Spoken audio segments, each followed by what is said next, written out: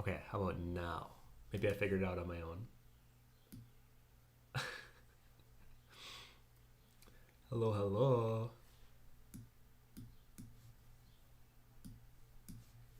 Okay, how about now? There we go. All right, there we go. Like I said, it wouldn't be a vonnart stream if there wasn't something that went wrong. And hopefully that's the only one because that's a really easy fix. Okay, so hi everyone. Welcome to the live stream.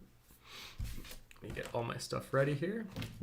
I usually like to give some people time just to join in before we get started, and that way no one's gonna miss a beat. Yeah, hopefully you guys can hear me now. Okay, good. Okay, beautiful, beautiful. So I guess while we're waiting, we'll kind of talk about the tools that I'm going to be using and what we're going to be working on today. So for those of you who have come to my streams in the past, you probably already know this, but I like to work with mostly H pencils. So I'm going to be working with a 4H and an H. And then when we get into darkening, I'll do an HB, and then detailing with my Orenz 0.2 mechanical pencil. This is where I really get in those details. So all these like little tough to get spots that are kind of needing precision, I'll use my mechanical pencil. And then I am working with a mono 0 eraser. This is kind of my most handy tool to really clean up edges quickly. Then if I need to do like large scale erasing, I use a kneaded eraser. So those are the tools we'll be working with. And I'm going to be doing kind of continuing on where we left last week with the Queen of Wands. For those of you who don't know, I am doing a tarot deck, and I'm doing all of them, so all 78, and it'll take me a while. I'm doing the minor and the major, so I don't want to skimp on any of them, so it's going to take me a very long time, but I'm willing to make this journey. And after last week, I had so much fun that it seemed like a lot of you guys were interested in the whole tarot creation, so I decided from now on for a while, I might just do like Tarot Wednesday, and it's not really a good alliteration or anything, but I'm just going to be continuing to work on wherever I'm at in my tarot card every Wednesday. And then when I finish the Queen of Wands, I'll move on to the next. And then we'll just keep it going until all 78 are done. At least that's the plan as of now. That is definitely subject to change. Hi everyone. Yeah, if you want to put where you're watching from, I will do a little shout out before we get started. Hi, I love watching you work. Well, thank you. No, I'm glad that these are proving to be kind of fun. I know a lot of people say they like either using it as background noise while they're working or inspiration to kind of get their butt in gear and keep it going. Because I know it helped me back when I was in college, like having other people around working all the time. It kept me motivated to, grind those gears. So, I guess if we're going to start into the official start for YouTube, I think I got everything. I keep checking. I'm like, did I forget something? I think I'm good. All right. I think I'm going to do the official start. Hi, everyone. I'm Timothy Von Rueden, better known as vonnart Online, and I'm going to be continuing my tarot series with this Queen of Wands. I started it on a live stream last week where I did the sunflower and the hand, and as you can see, I've definitely progressed quite a bit on the left side. And I'm kind of keeping true to what I said of I like to work left to right. That way I'm not smudging as much. And I can't do more of the dress until I do the cat. And I've been waiting to do the cat until this live stream. So as you can see, I've drawn like a little silhouette. And I tried to do a little on the right side, but I'm going to finish that off and then keep moving right. Because today on the stream, I want to do the cat for the most part. And then I'm going to show you how to mirror the line from the other side. And this is like the, what would that be called? Like the arm part of a throne. I feel like there is a specific word for that. I just can't think of it right now. But I'm going to show you kind of how to mirror that. And then make it look, I kind of like the idea of it not looking completely symmetrical. So like having some cracks or some granite that seems to be a little shifted. But for the most part, I'm trying to create more of a mirror. And yeah, if you have any comments or questions during the stream, just put @vonnart and I will do my best to answer the question in the best of my ability. So it could be related to art, it could be related to what I'm working on, it could be related to the business side of art, or we can go outside of that and just talk about entertainment, questions in life, and I am down for anything. The next 2 hours, it is me and you guys, so let's just have fun and enjoy it. Hi, everyone. And for those of you who have been telling me the links below have been broken, I hopefully have fixed it this time. So I literally added each one individually before the stream started, so hopefully those links work for you. And yeah, okay, let's go ahead and get started. So I guess I should show the card again, just so you guys can see it. So this is the Queen of Wands, and as you can see, we have the mirror lion armrests here, and then we have the cat in the front. So I've made just some minor changes. I put the cat on the actual podium, and then the lion heads are obviously a little bit more detailed and intricate.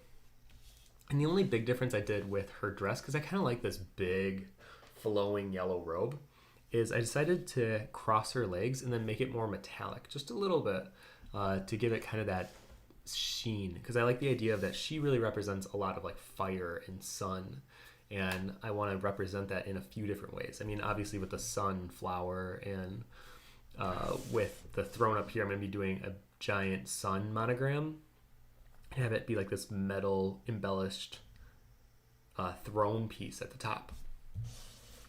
So I thought I would kind of carry that down because she is the element of fire. And I think metallics, especially in the desert, because that's the scenery that she's in, it just kind of leans into that very like hot fire aspect. So I'm gonna probably finish that up a little bit today too. I mean, we'll see where we are with time, but yeah, I don't think there's anything else I need to really show. Oh yeah, since I'm using my phone right here as the camera, normally when I'm looking at reference, because I took pictures of Casper, I have my own black cat, and Josh, who actually sat in this pose with the fabric that I draped on him, I decided to print it out. So as you can see, here's my reference shots. There's our beautiful boy there. And when I do reference shots, I really am careful about layering fabric. So I'm very interested in fashion design. It's something that I almost went into when I was in high school. But I think when you're doing like pleating or you're overlapping fabric, you don't want to just throw fabric on and think that it's going to fall gracefully and beautifully. I think this kind of goes back to what I mentioned last week is I grew up in a Catholic family, and I went to church almost twice a week, every week. And there's a lot of statues and a lot of robed figures in the church. So when I look at them, you know, they're very delicately placed, even though it looks very like, you know, thrown on. I think whenever you do fabric, especially robes, it is definitely very precise and like there's a reason behind the placement of things. So when I had Josh sit on our table and I threw my convention boot setup on him, I'm definitely like going in and editing every fold, every tuck, every corner so it creates some beautiful lines. So if that's something you ever want to do and like draw fabric yourself, kind of like this, definitely take the time to take reference photos and then edit it. You know, if you can have someone else model it for you, it's very hard to do it while you're wearing it.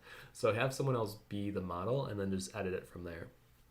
And the other thing I have is, like I said, normally I would use my phone for this, but since I'm doing this live, I can't just have my phone like right next to the drawing. So I took a picture of this side and then I reversed it and I printed it out. And then this is kind of acting as my reference then for when I draw this head. And I really do believe this is the easiest way to create a mirror flip without cheating. Because I mean, I could easily just not draw the lion head and then in Photoshop, once this is done, just copy and paste this lion over and then flip it. But I feel like that would feel bad. I don't even have like a good efficiency reason for it because it would be more efficient if I just flipped it. But it would just feel bad. I feel like if I'm going to be doing a pencil tarot deck, I should be really filling in everything with pencil, not just like figuring out where I can cut corners. All right, but before I actually start drawing, let me do the shout outs really quick. Hey Nam, Leticia, and if I mispronounce your names, I'm so sorry in advance. Hello from Brazil. Hello. Cricket to me from Colorado, Greeley, Colorado. Well, welcome. Anna Duncan, your artwork is gorgeous. Hello from Alabama. Well, thank you very much, and hello. Anthony, you inspired me with your sun design to do my own decorative art nouveau mandala. Oh, that's cool. I know, I'm so excited to do the sun piece up here. I think the throne is probably going to be the hardest part for me. I think that's why I'm saving it for last, because then I can like motivate myself because I can see the rest of it is finished. So I'm like, okay, come on, Tim. Like, you got this. You just gotta finish this off. Sometimes doing very static set pieces can be not the most fun for me. Like, I love drawing people. I love drawing fabric. I love drawing floral. So that's really easy for me. But then when I get into more static things, sometimes it can be a little more challenging in terms of like motivating. I can definitely do it, but like finding that motivation isn't always there. So that I'm gonna have a lot of fun with the sun, but then doing like the in-between stuff, it's gonna be a little more difficult because I'm definitely interpreting pretty heavily this original design that almost looks like a banner that's behind her, and I want to kind of integrate it into being this throne with the armrests and the platform. So like this giant marble or maybe even like rock throne that she's sitting upon. Carlo from Croatia, hello. I do not know how to pronounce those letterings, but hello from Greece, hello. Drea says, this stream is definitely a motivation and inspiration booster for me. I always learn something too. Well, that's great. And I'm always excited to have you here, Drea. Theory says, hey, bestie. Well, hello. Hey, Jonathan Liddell. I love Jonathan. Tim, this is looking majestic. Well, thank you, Jonathan. I'm really happy with this one. Sometimes with the tarot cards that I've done, I guess I can give a recap for those of you who haven't come to my stream before. I've done 6 of them so far. So I've done High Priestess. This one was by far the most difficult. Ace of Cups, which was by far the most fun and easy. I did this in like a day and a half, 2 days. The Ace of Wands and the Hangman. And each one kind of comes with its own complications because I'm not just recreating it exactly. I'm changing some things slightly, but I want it to read so much like the original Rider Straight deck that I'm not like creating this whole nother dynamic perspective of what it looks like.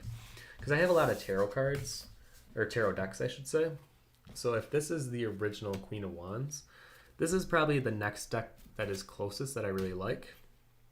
And you can see how it carries a lot of the same elements, but it's just slightly different. Where then these other ones, they really kind of take their own interpretation with it and run with it. And I have more than just even these. There's some that are very interpretive where you would never guess that it's even the Queen of Wands.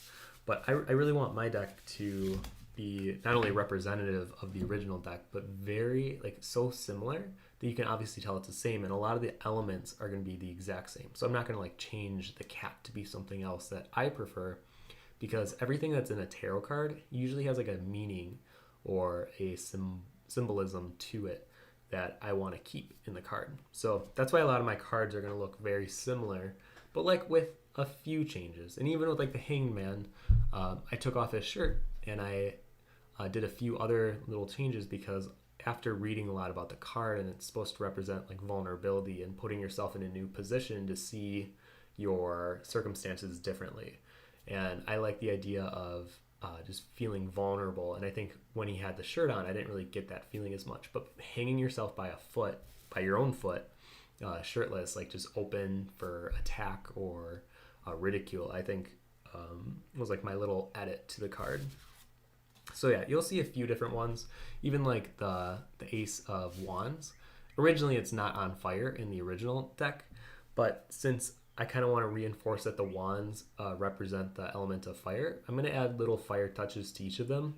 Even with my Queen of Wands, I might add just a little fire on the top. Maybe not. We'll see. But at least for the Ace, I really wanted fire. And then I'm going to incorporate fire in other ways on every wand card. So like for her, I'm including this like sun emblem with the sunflower, located directly in the center. So yeah. And I think my High Priestess was probably the most, there was a lot of changing that I did with it versus the original card. I kind of tried to elevate the wardrobe into like more of like a fashion sense. And then the background, I really took liberties with changing this pomegranate wall into like this more stony pattern repeat type look. And I really do like the backdrop a lot. But I think this was the one I changed the most. All right, anyways, I'll stop gabbering. Let's go ahead and start on this card. I think I'm going to start with the cat. So, as you can see, Oh, well, thank you. Oh, I'm going to turn that down a little bit. That might be a bit loud for you guys. Thank you, F. Stathia, per... Oh, it went away. Thank you for subscribing. Yeah, I should mention if you... Oh, well, thank you, Sid Vager, or Vager, for subscribing. We do have the subscription below too. For $2, you can use the emojis in the chat. And I finally did finish the donation link. So if you want to donate at any time during the stream, that helps me out, obviously, with payments for things and keep wanting to do more streams. Okay, but let's get started on this cat. So I'm going to move this aside, because I really wanted to get a picture of Casper sitting in this pose specifically, but if any of you have cats, it is very difficult to like position a cat in a pose that you want. Let me go ahead. I found a couple on Google that I liked, and I took a bunch of Casper so that I can get his coat, because with a black cat, you got to be very conscious of where the highlights are, because that's going to kind of tell you, and the viewer, obviously, where those forms kind of create that 3D perspective. So I got to make sure I create that very carefully. Otherwise, it's just going to look like a black blob at the feet of our queen here. Let's see here. Where did I leave off? Anthony says, I'd really recommend looking at frescoes on marble stone from Italy and Greece. Yeah. Actually, Italy is literally the #1 place I want to go visit right now. We're pretty set on going to Scotland next year, but after that, I would love to visit Italy and France. And I think just to see a lot of these marble statues in person, too, would just be glorious. Piper, you are so cool. Hello from Germany. Well, hello. Welcome to the stream. Tijal, hello. Josh is looking glorious. Yeah, Josh is doing the not so fun job today of he has to create a profit loss sheet for 2021 so far. It's not the most fun job, but it's kind of necessary. We're trying to refinance our house, and they need a lot of information from us, specifically like the business side of things. So that is what Josh is doing today. But if any of you currently own a house, I did a big story thing about this, but you should really refinance right now. The rates, at least in America, I don't know how it is internationally, but in America, the rates have never been this low. Like the interest rates I'm talking about. So if you have a house, I would highly encourage you to look into refinancing, because I'm going to be saving, I did the math on the story, over the course of 15 years, I'm going to save $49,000, which is insane. I can't believe how much money is taken for interest. And obviously when I was 25, I didn't really know too much about APR and interest and PMI and all that. But now that I am older and I'm kind of more aware of finances because I have to run my own business, anywhere where I can save $1 or $49,000, yeah, I'm going to try my best to do that. Tijal, I'm so happy you're here though. Fidgety Fox, I find architecture so difficult to draw. I'm not sure if it's the symmetry or because they feel repetitive. Yeah, architecture is not easy for me either. So you're going to see me struggle a little bit when some of the cards that have like buildings and things in the background. I wouldn't say it's necessarily hard, but it's very meticulous and it's very repetitive. And you almost need to find like tricks to make it go faster for you. Oh, you know what? That ear is too low.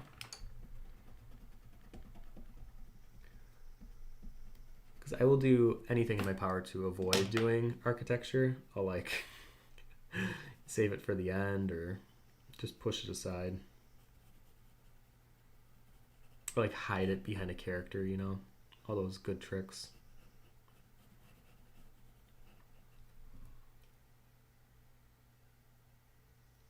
I did not color my hair gray. I have this light on in front of me. It's making it look lighter than it actually is. My hair is definitely still dark. Anna says, did you study anatomy and what is the best way to study it? I actually did a lot of life drawing when I was in college, and I still do life drawing, well, before COVID hit. And I mean, hopefully it'll be coming back soon. But I definitely think life drawing is the best way to learn anatomy, like hands down. If you want to draw characters, you should be doing anatomy our figure life drawing figure study. Oh, well, thank you, OG Black Cat. cat donated $1. Me all you moo you my vow me all you me all you me all you the tater me all you show you. I love that voice so much. Thank you for the $1. And for sneaking a potato in all those meows. You know what? I don't like how that looks though. Sorry, Casper. I'm gonna move your ears a little further apart. I know in America, things are starting to become more lenient with like opening up, and I'm definitely gonna be hitting a life drawing session in the next month because I can tell some of my, proportions are shifting a little bit, and I need to correct those.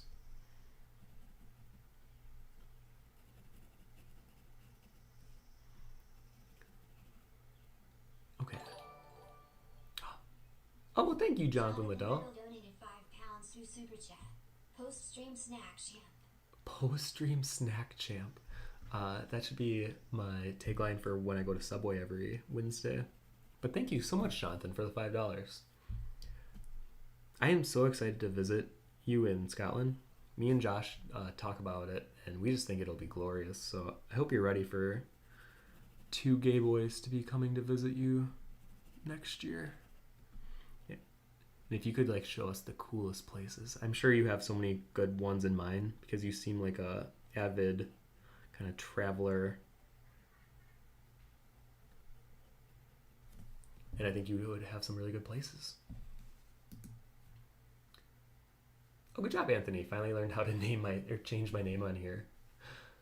Jonathan says, brother, seriously strong pieces here. Do you have a favorite piece so far or one you're really looking forward to diving into?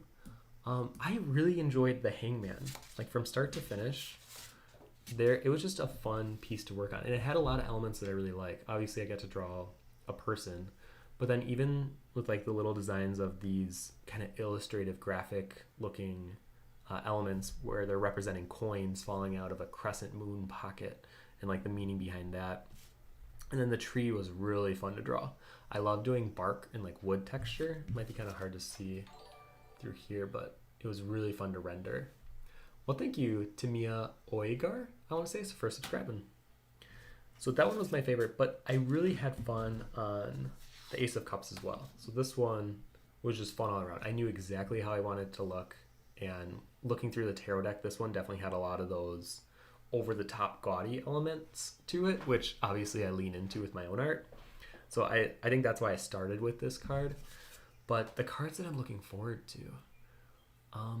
definitely the Knight of Cups is a pretty cool card.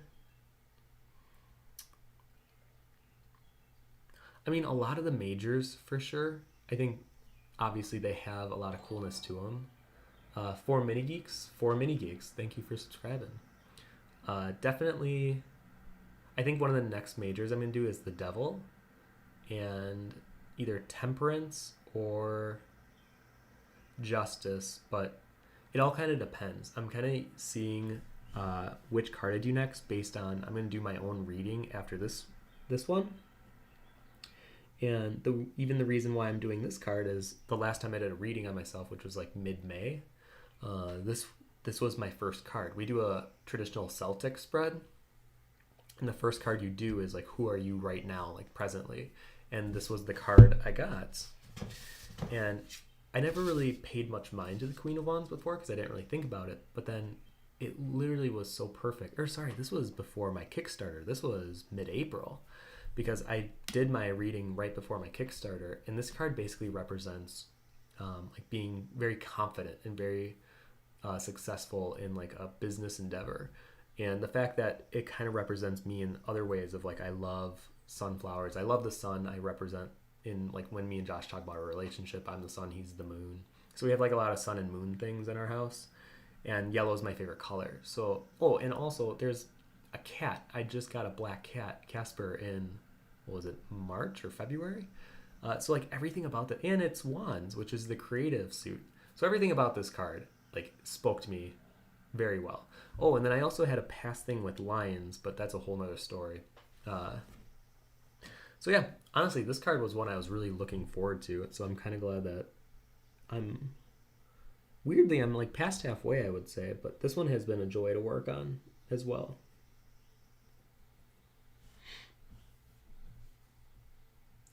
Man, I almost need Josh to come back just to help me with the questions here. Hey, Abby from Tennessee. Your art is beautiful. Love the details. Thank you, thank you. Antonio says, some artists will add cards to the deck to make it unique, and you might have some fun with that if that sounds like something you'd be interested in. I don't think I will be adding cards. I know I've seen other people do like additional cards for the lovers. They'll add 2 guys and 2 girls. I think I'm going to keep mine pretty standard. And even though I am a gay guy, I like the original 7D8 so much. And I think I don't need to see 2 guys to feel like I can connect to the lovers card. I think the same thing goes with like film and TV shows. While representation is good, I think for me personally, I don't need to see gay men represented on the screen for me to relate to them. Usually I can relate to the characters that I connect with on like personality traits. And a lot of the times it's either like a strong, straight female, or it'll be more of like a bro guy, surprisingly. So those are like the 2 I usually identify with when I watch a show, more so than whatever a stereotypical gay character they throw in. But who knows? I might do a, what are those called? Oracle deck after this. It all kind of depends with time, because I know next year, you know what, I'm not even going to announce what I have planned because that puts a lot of pressure. But let's just say I have another thing in mind that I want to start working on. And it will be a card, something with cards. I'll just say that. Oh, thank you, NYXSA, for subscribing in all caps.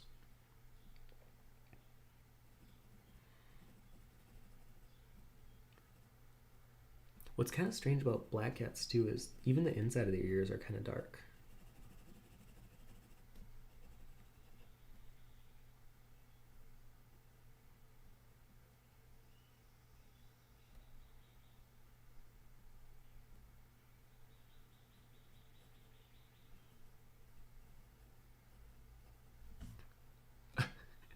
Yeah, the cat might look a little weird for a second. Actually, I might take out those cat eye pupils because I think it makes it look a little crazy right now.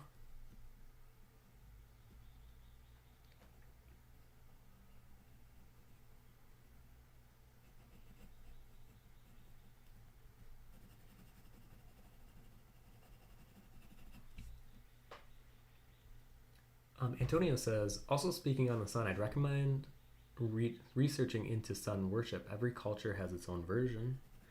You know what? I really should. I don't know enough about that, to be honest.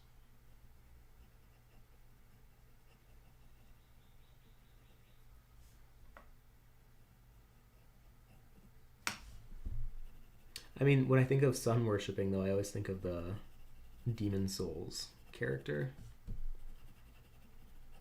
Or the Dark Souls character, I should say. Jonathan says, we popped over to Italy a few years back, a week over, I want to say Bologna, but I know it's Bologna, I believe. Florence, which I adore, and Rome. I can't wait to go back. May 2019, 2 days in Florence was just incredible. Yeah, that's what I always hear. I always hear how gorgeous Italy is.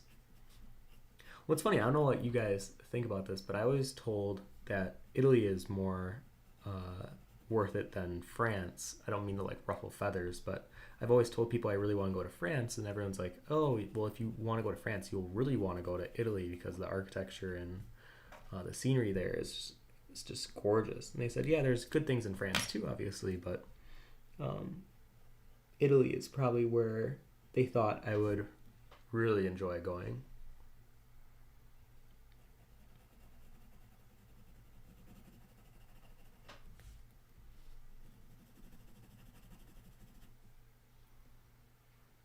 Okay, I'm gonna slowly get darker and darker on this cat. So right now it looks so rough. It's funny the stages of pencil stuff, how it can start kind of rougher looking, and then as you add in more value and just make it really shine with kind of bringing dimension to it. And then they start looking a little less crazy as well.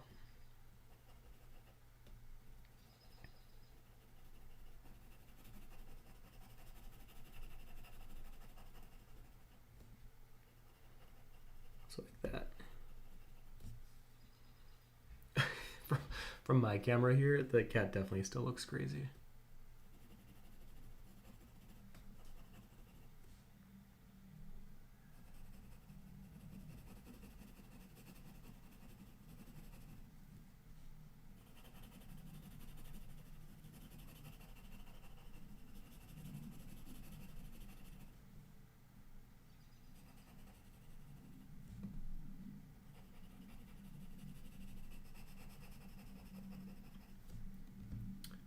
Antonio says, one of the reasons I love painting natural landscapes is because I don't have to worry as much about perspective lines.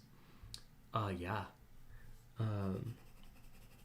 There's a lot with environments where it's more difficult for someone like me who primarily does characters to just jump into an environment because the way that they are treated and handled are different. And since I'm such a detail-oriented person, like drawing trees that are supposed to be like way in the distance, I would do way too much detailing on them. So you kind of have to learn how to minimize detail the further away it is from the camera and still have it read and kind of imply what you're trying to showcase. But like with everything in art, it just takes time. And kind of like what you were saying, like there are tricks that you can do. Like if you want to do more organic landscapes, you don't have to then have all these lines coming toward a vanishing point in the distance. I mean, you still should kind of have that in mind. You shouldn't just completely erase that from the way of thinking about it. But oh, this cat is looking crazy.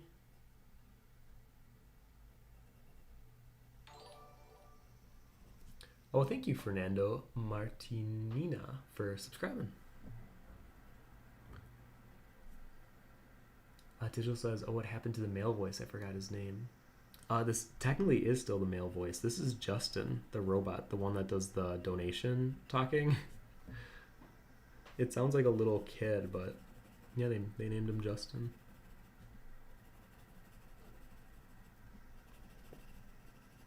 It's gonna be so weird replaying this stream because every time I look at the camera and what you guys can see, this cat looks crazy. I don't even know how to describe it. It just looks weird. But I promise it will look good. We just gotta keep adding to it.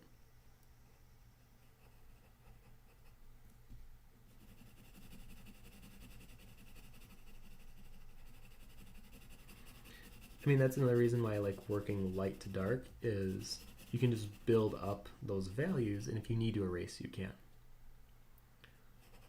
That way I'm not stuck with this awkward looking cat. If I really did want to erase all of it, I could very easily right now. I'm going to try not to. I'm going to try to make this one work, which I definitely think we can. I'm already kind of liking how he's looking, but it's still in that like awkward teenage stage of life.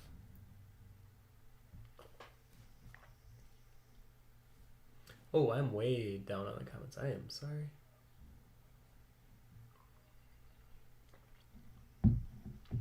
Yeah, I think next week I'll bring Josh back in with the stream just so we can stay on top of the comments. Because when I have to go back and forth between the comments and the drawing, my concentration sometimes gets broken. I forget what part of the drawing I'm even working on. Excuses. Let's see here. Where was that though?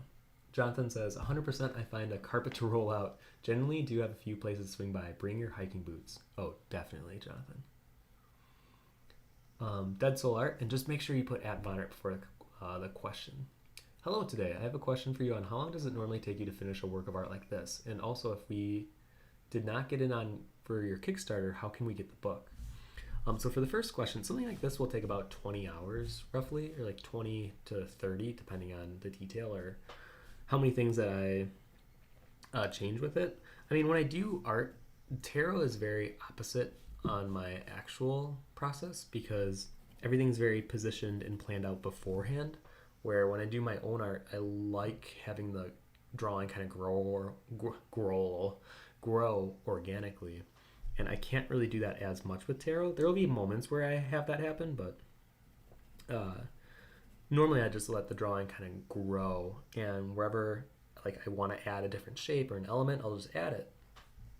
But with my tarot series, I have to make sure that everything that I'm adding either makes sense or adds to the meaning of the drawing. I can't just add anything willy-nilly. Like I can't just add a bunch of flower roses around the cat head for no reason. Like yeah, it might look cool aesthetically, but I'm not just gonna try to make a deck that looks cool. I want the deck to actually have meaning behind every piece of it. So yeah, I would say about 20 to 30 hours nowadays. And for your second question, if you missed my Kickstarter, I just did my 4th book Kickstarter, and actually we're gearing up to get those books probably in the next month or two.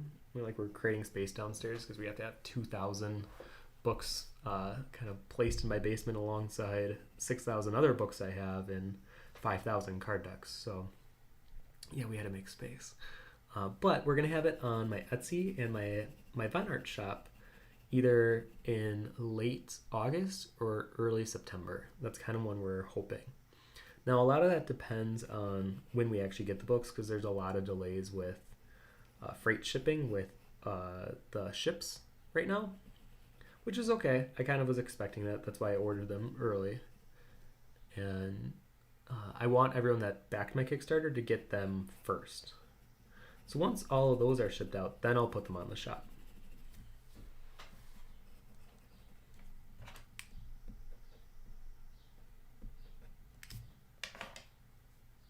You have that little wraparound tail.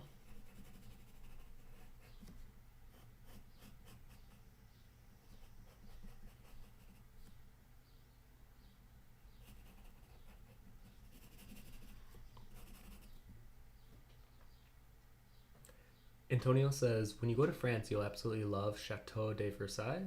It's basically miles of reference material for the type of decorative aesthetic art esoteric art we both specialize in. I totally agree. I think that's gonna be my favorite part of just wandering around Europe, especially France and Italy.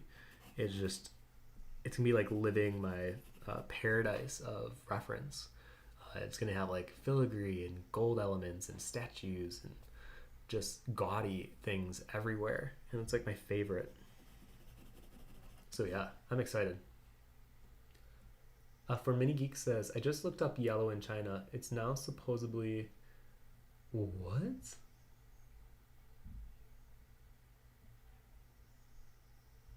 Oh, that's so bizarre. I don't know if I can say that on stream, but that is very bizarre.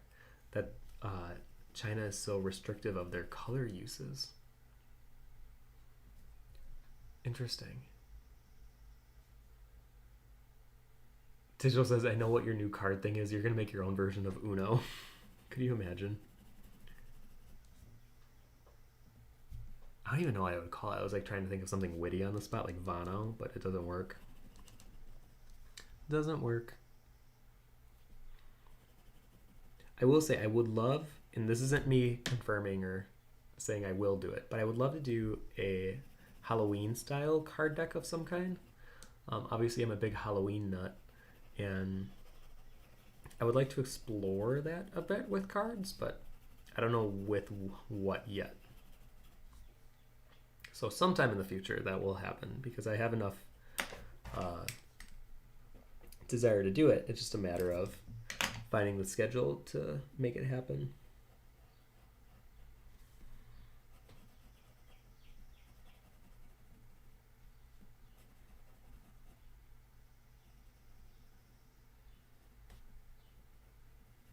I think we're almost ready to pull out the darker pencil. That way this cat can start looking less awkward. And then it's really easy then to like bring in some of the shadows behind him, like keep those fabrics consistent with the folds.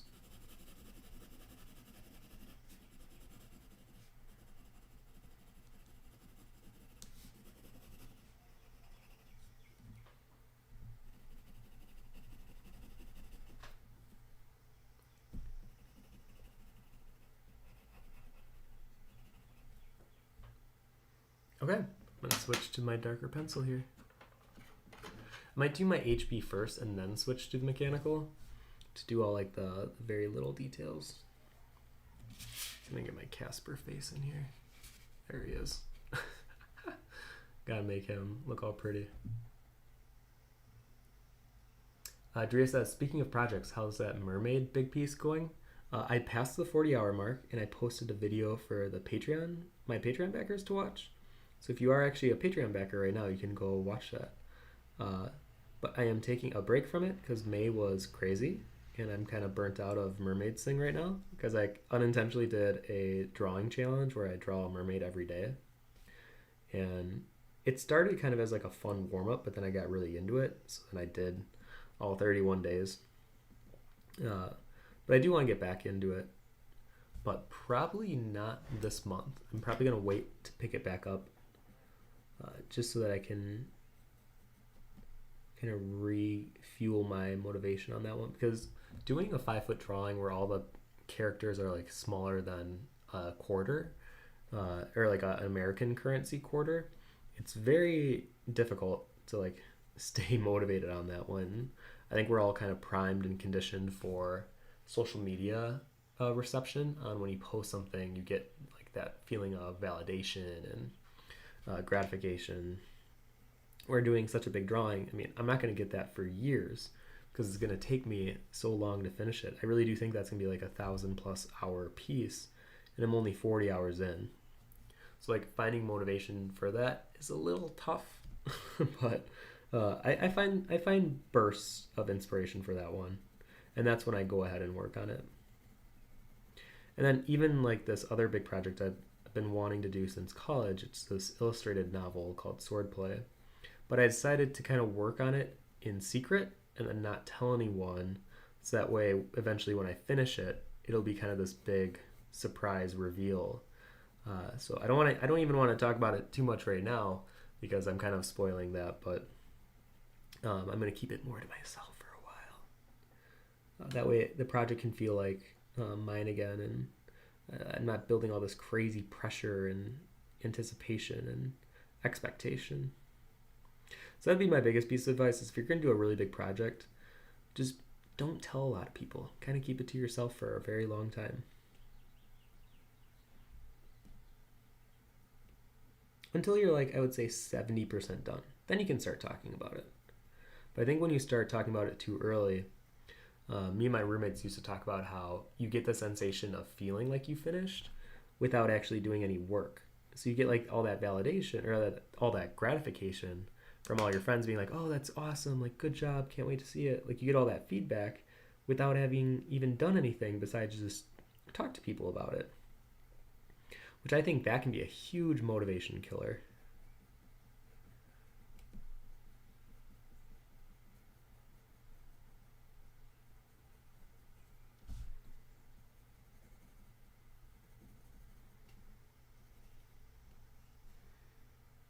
Let's see here.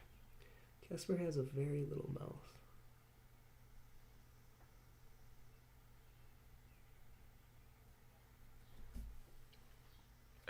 This cat.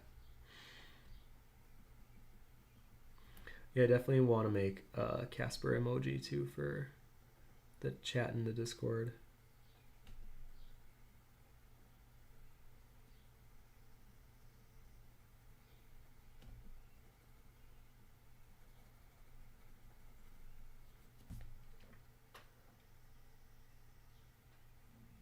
Let's see here.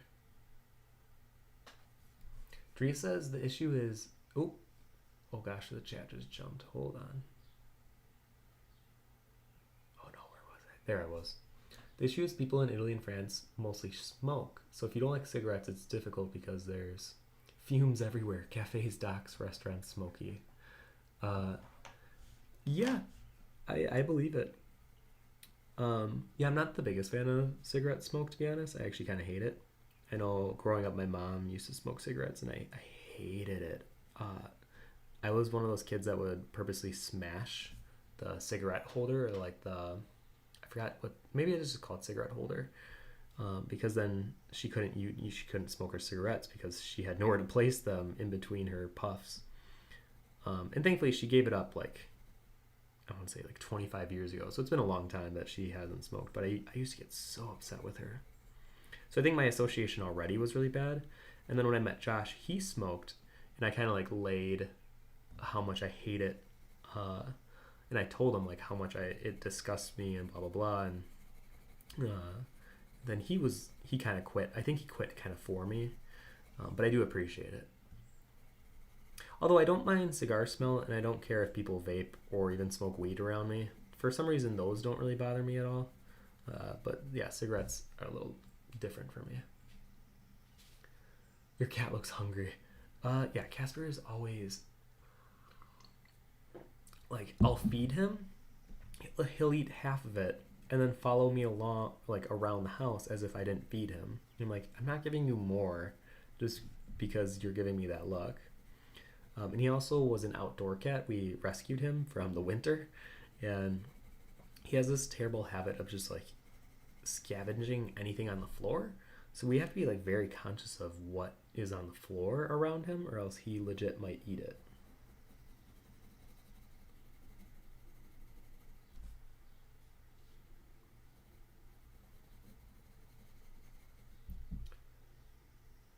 For Minnie says, it's cool how concept artists use 2 and 3 point perspective and float their characters in space.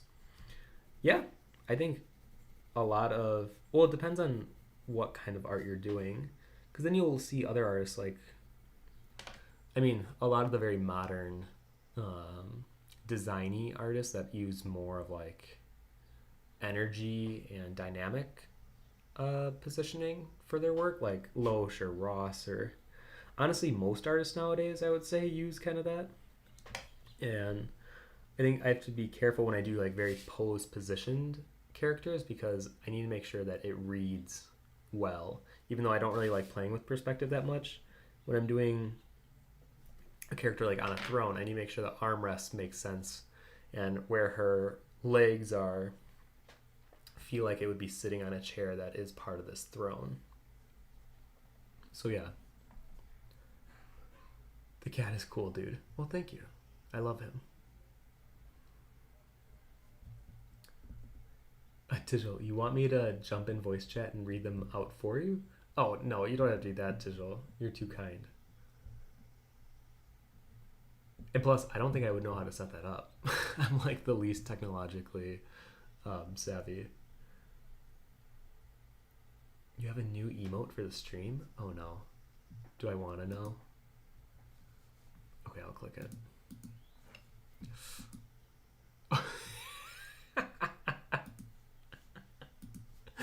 Alright, that one was pretty good. That was like my in progress of this cat, but it looked really bad. That's why I still get a little nervous doing the live stream early, or like showing the early process, because yeah, sometimes the foundation part of a pencil drawing might look kind of rough. And I have to like basically convince people to stick around and be like, no, I promise it'll get better. And they're like, yeah, sure, yeah, that cat will certainly look better. But even now, like, it already started to look better. I like how he's looking right now. I think that's why it would be so much easier if I did like digital art streaming, because digital art you can move so much faster.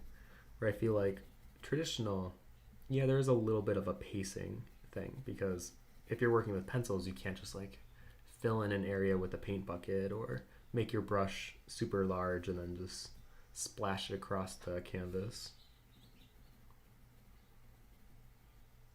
Unless if I'm working with powdered graphite, then I could work with a larger area, technically.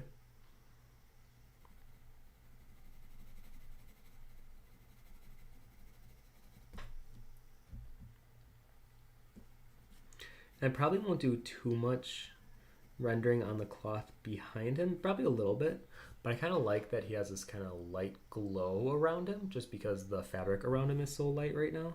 So I'm going to try to keep that, because this black cat is supposed to represent a lot of like the mystery. And if you get this in a reading, the black cat is supposed to represent that, even though you're in charge of like your creative forces and everything, almost more on the objective side, you're still in touch with your what they would call your dark side, or your intuitive side. And that's what this cat represents.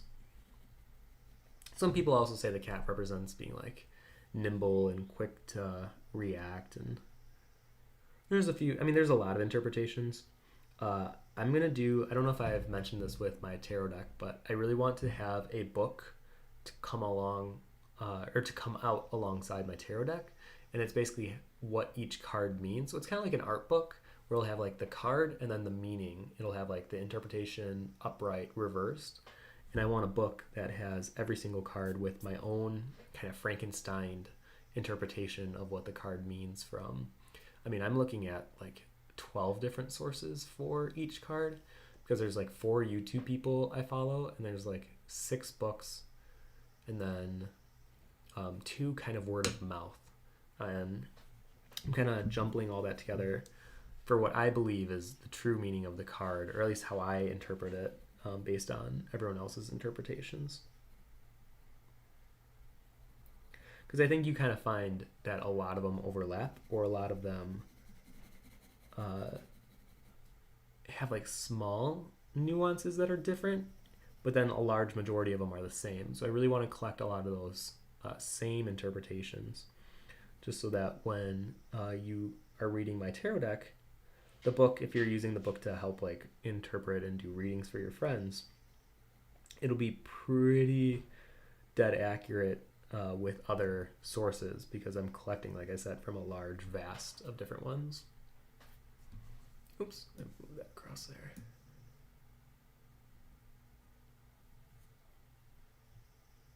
Social media kills art. Okay, I don't want to get too much into this, but I do think social media has made art more of a commodity. Just how we always live like in a different age of art. I really believe the age of art we live in currently is the age of commercialism, and it's more about making money with art than it is about actually making art itself. And I think a lot of that lends itself to like the big NFT boom that's been happening recently. And well, I don't want to get too much into that, because then you saw a lot of artists get in trouble for doing NFTs, and then they had to like strategically use social media to navigate the conversation away from NFTs and more towards things that no one could argue against.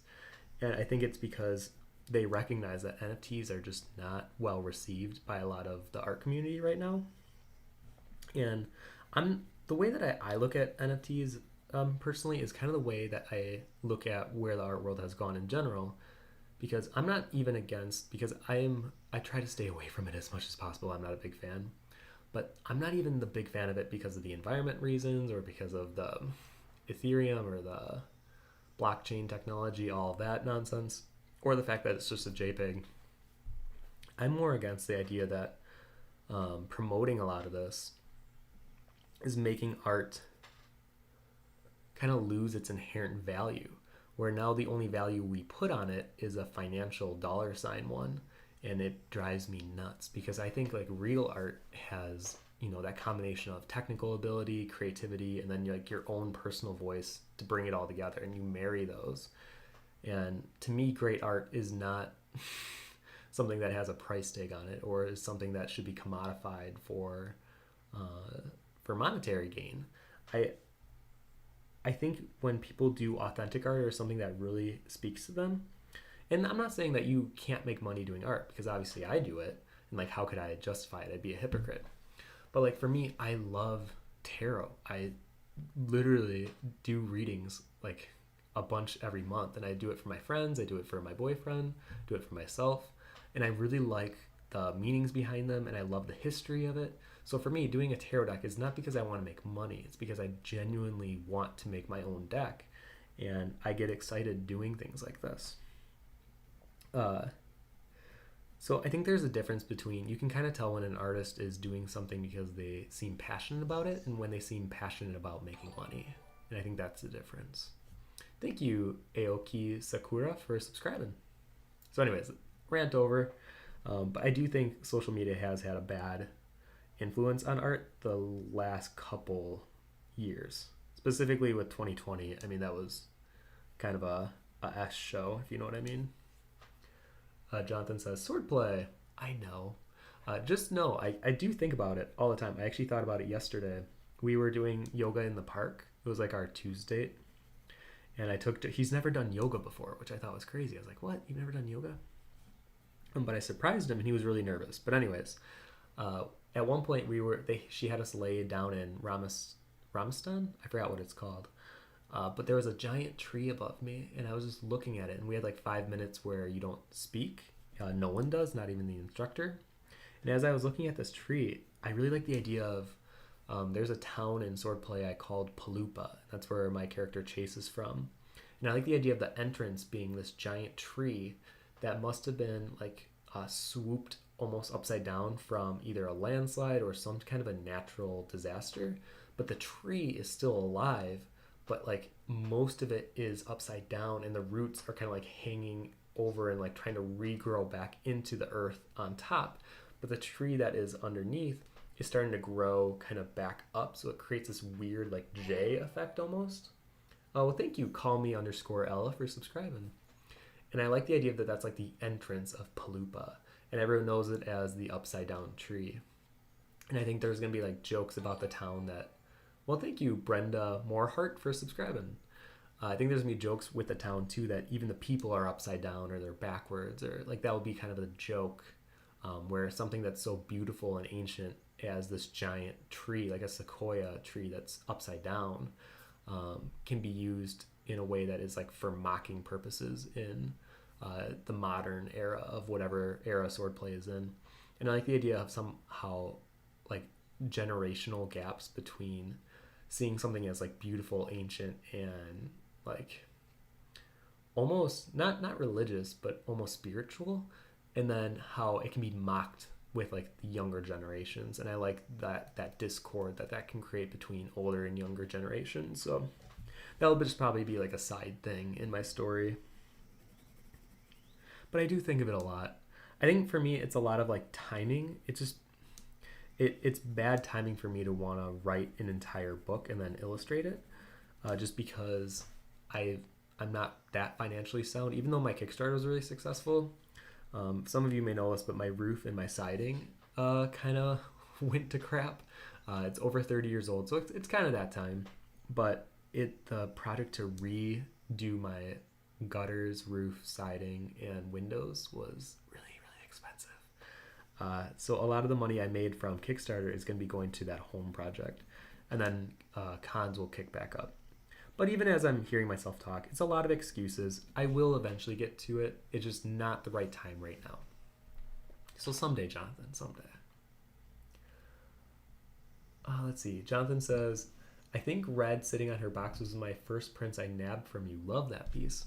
Well, thank you. That was I was so proud of that piece. I still look at that piece fondly. I just learned so much from that drawing. And that's when I really looked at Rockwell and how he painted textures on his figures and on his clothes and wardrobe. And I really tried to embody that. I don't think I necessarily hit it completely, because Rockwell to me is like a master. But it gave me that sensibility to start looking at textures that way. And that piece I just have a lot of love for, because it gave me a lot of strength in my digital work at that time.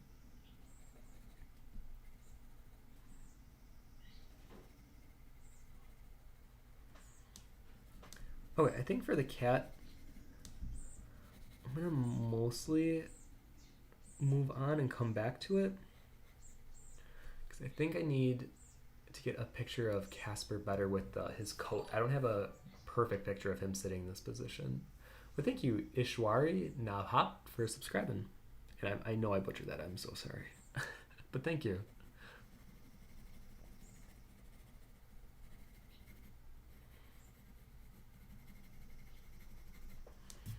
Okay, so that's kind of the start of the cat. And I did say, since we're into our second hour here, I did want to kind of show how to mirror the lion. So first I'm going to do some of the fabric leading over to the lion, and then we'll get to it. So as you can see in this picture, it's this very metallic gold fabric that's highly reflective. And when I'm doing this drawing, I've been trying to capture a lot of that reflectiveness. So I've been very keen on where those highlights are. And I will be drawing a foot. I know Josh is probably hating me for showing his foot right now. Maybe I'll move this down. He doesn't like his feet very much. But I'll kind of show you how I do the gold fabric here. For Minigeek says, your cat looks like a little Gigi, very cute. Yeah, I just rewatched, what was it? Kiki's Delivery Service, and it was much better than I remember as a kid. I think because as a kid I watched it right after Spirited Away, so I think my expectations was for like this giant magical world, and Kiki was slower and I didn't understand why it didn't have more magical elements. Thank you, Arjun Veer, for subscribing. Watching it as an adult, I love it. I think it shows more about like being excited about getting a job, and then what overworking yourself can do to your magic. And I think, especially being an artist, it's easy to relate to that and feeling like the burnout can really, or not even burnout, but just feeling like you're not really enjoying life anymore because your only focus has been for work. So I think Kiki's had more to teach me as an adult than it did as a kid, surprisingly. But now I really look upon that movie very fondly. So if any of you watched it when you were younger but didn't care for it that much, maybe give it another try, because it definitely took me until I was older to appreciate it. Thank you, Hafsa Hossein Nila, for subscribing.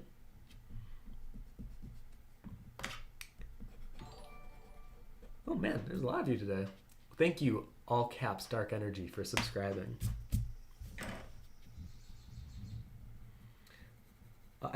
You know what? I almost feel like when I do these live streams for the fabric part, I know a lot of people like seeing fabric being rendered. I should just do more of that, because like the cat's more like this awkward just lump of black that I have to render very carefully to make sure it looks like fur and not just like matte black. But with fabric, I think it has like that very classic art appeal to it.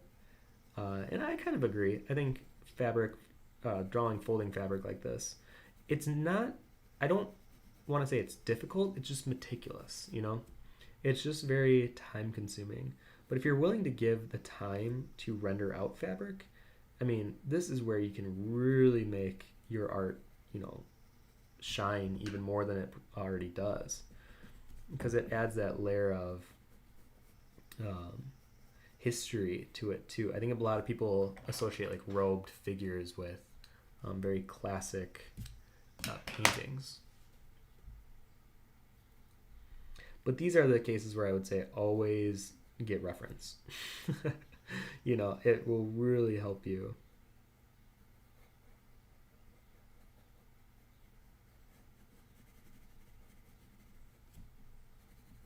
Because when I try to do folds blind, yeah, I can make it look like folds, yes, but I don't think it has that same quality, because a lot of these folds, like look how weird and unnatural some of these folds look, you know. And I think having that reference be like, nope, this is how they actually look, like that's how fabric looks, it's like a good reminder that it doesn't have to be like perfect, and not every fold of the fabric has to be like this beautiful draped. If anything, it's a lot of crunching, a lot of almost sharp angles that you wouldn't expect. Because I think when people think of like draped fabrics, they think of very soft and flowy. But a lot of the fabric that I draw has a lot of crunch to it. And I'm not talking about like biting crunch. Just to clarify.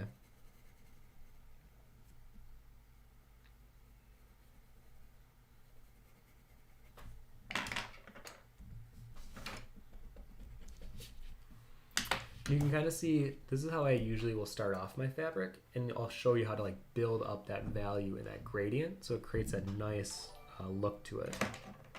Well, thank you, Hila Recreations, for subscribing. Oh, Hillary. Hey, you got me there. Antonio says, have you ever worked with water and graphite, or maybe something like Japanese inkstone? I have. When I was with Alan Williams at a workshop, who's like my art hero, he does a lot of wet powdered graphite, which I've never worked with before. And he was kind of showing me the ropes on how to use it. And I do see myself working with more like powdered graphite and a lot of things that he was showing me that weekend. So yeah, I've never used a Japanese inkstone though. So no, I guess yes to half of your question.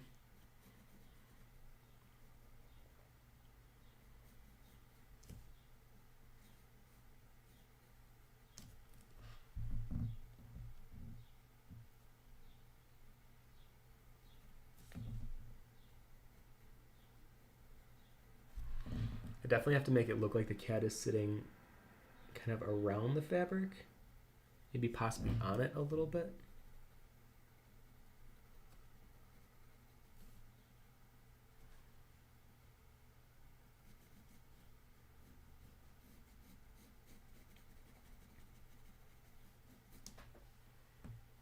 Maybe I'll do like the rendering of the fabric up to where the foot is, so like this area, and then I'll get into the lion.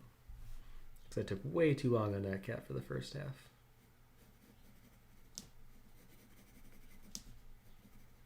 So that was a good example of me like noodling. That's what my friend Sean came up with, the concept art of price, where you're working, but you're kind of just pushing values around that are kind of already established, but it's like the lazy way of drawing. And I think we all kind of get into that at some point in our work, maybe subconsciously.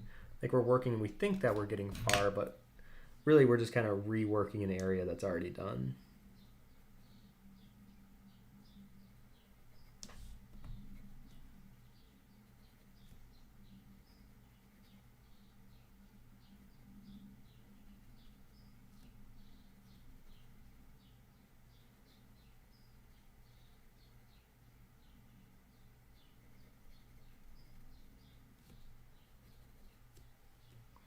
Okay.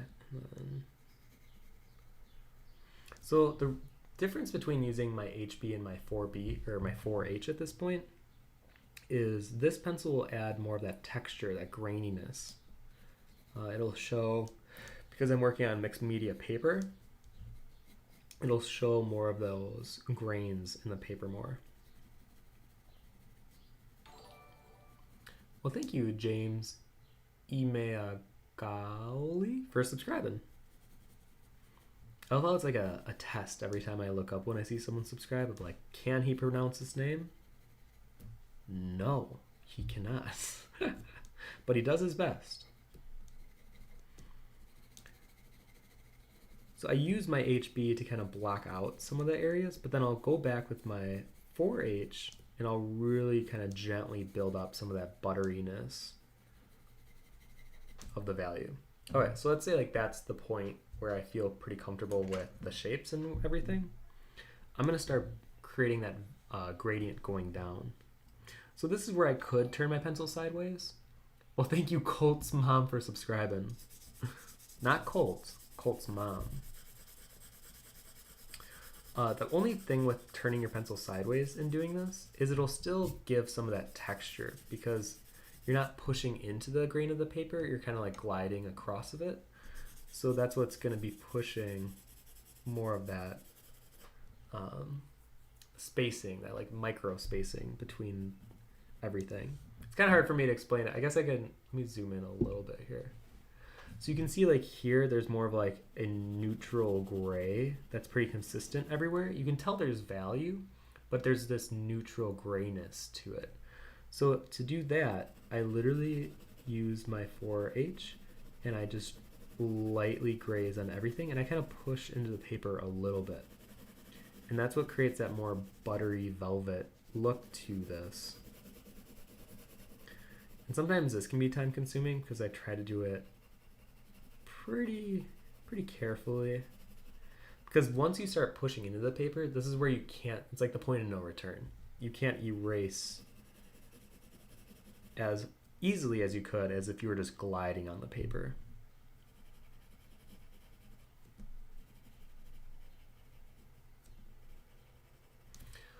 But you'll see very soon on how we can create that very metallic looking texture with what we have already.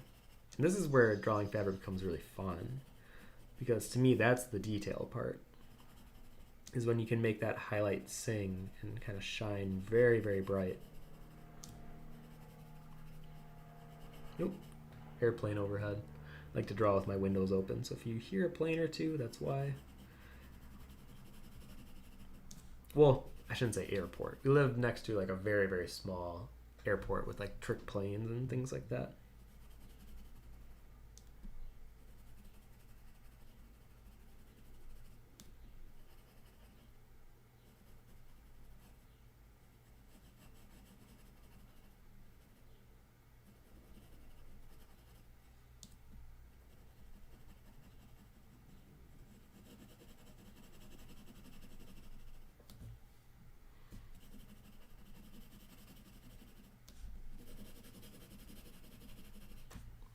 See how it's creating more of that matte, consistent gray?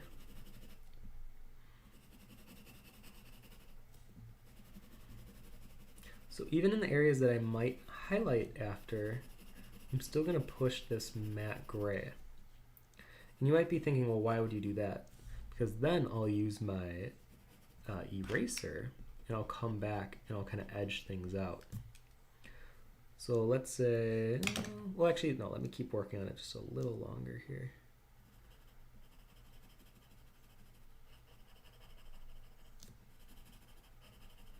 So you can see in the reference, there's this kind of like this pocket. It's like a giant, almost like a teardrop or something.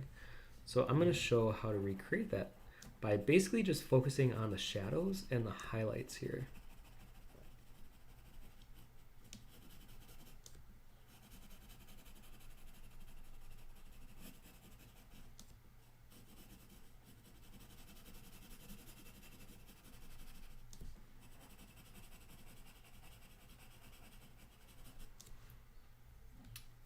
Oh yeah, let me look at more of the comments here.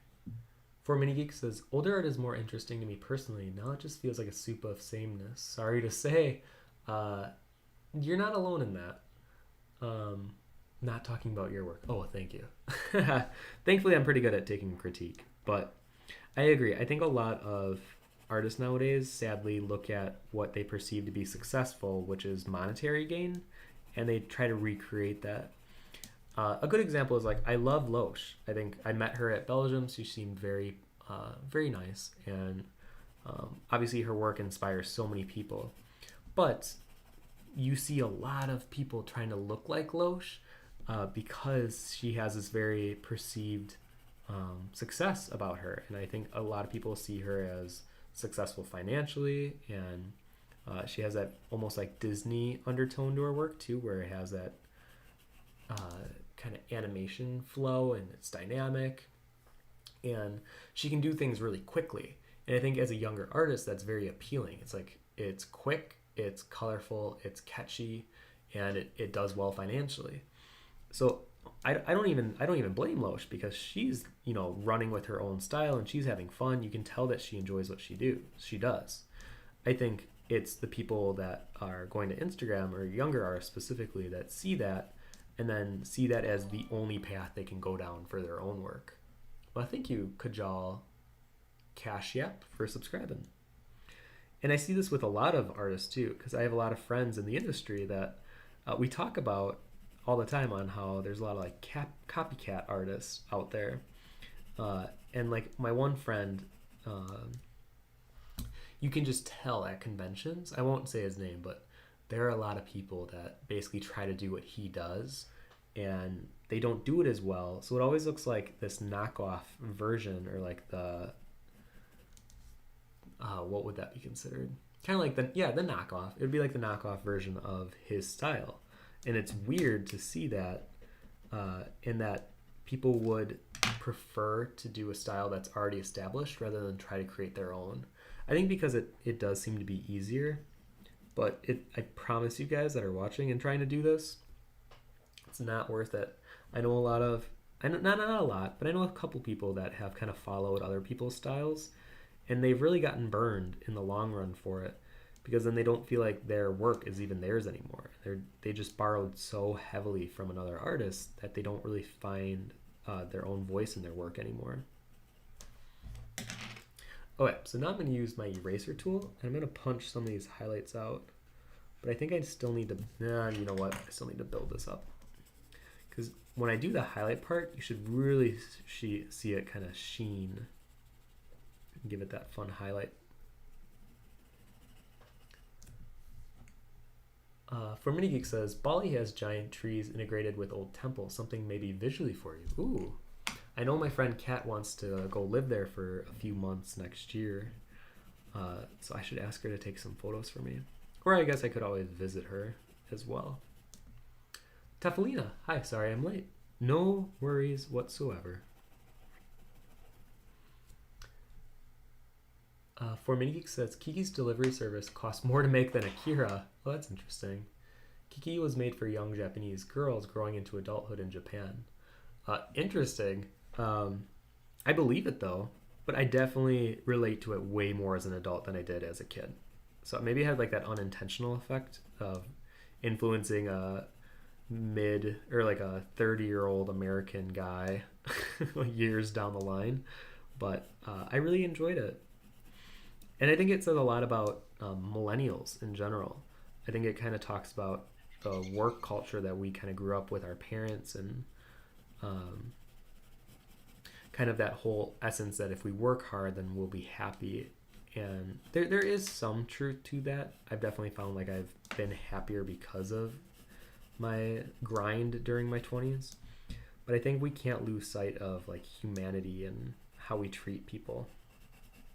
And how we treat ourselves first and foremost, because if we don't treat ourselves well, I think it'll be very hard to treat other people well. You know, it's that whole philosophy.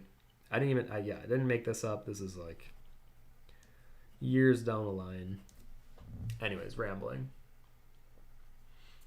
Amy, hello from my new house. Oh, well, congratulations, Amy.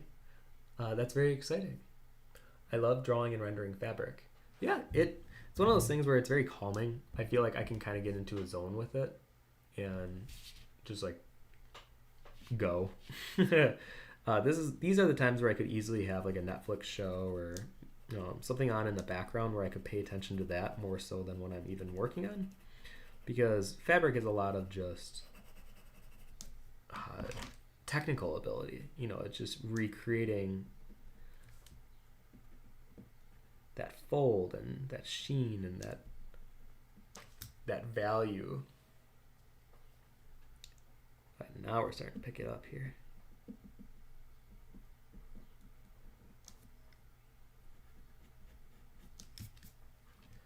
See how it's starting to become more alive now? And then after I do, I'll do 10 more minutes on the fabric and then I'll start the line just to show you how I would do that. Because I definitely should not have taken my first hour on just the cat.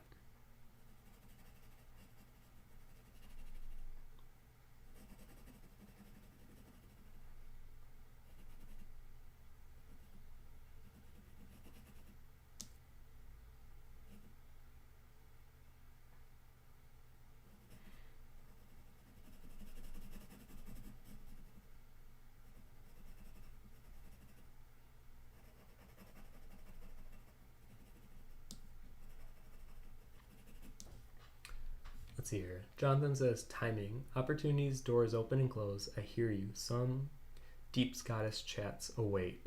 Oh, I can't wait, Jonathan. It'll be so much fun. Well, thank you, Amo, for subscribing.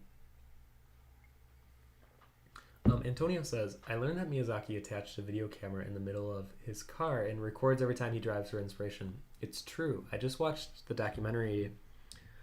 Oh, what's it called? It's about him. I think it's called The Never-Ending Man, I want to say. But it shows at one point, yeah, he does hook up a camera to his car as he drives to work. It's really cute. He's a big inspiration for me, for sure. I think, especially even in that documentary, he talks about kind of the dissolution of art in recent times and compared to old times. And I know it does have a little bit of that, I don't want to say boomer mentality of like, old ways are better, like that old generation way of thinking. But I will say social media has changed the way people see art dramatically than how they used to. And I think it is something that we need to be aware of, how our own approach to art has changed because of validation from social media, and making sure that we're still creating for ourselves first and foremost in all ways, rather than focusing on what the return will be on that post, whether it's like gaining new likes or follows, whatever. You know, not letting that run us.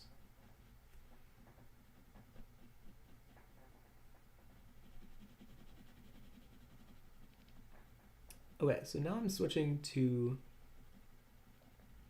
my mechanical pencil, and I'm going to be doing some of these. You know what, I'll zoom in a little bit here. So you can see that there's a difference between like this area and this area. And that's because a lot of this just needs that extra polished detail. And I'll be switching between my mono eraser and my mechanical pencil quite a bit here.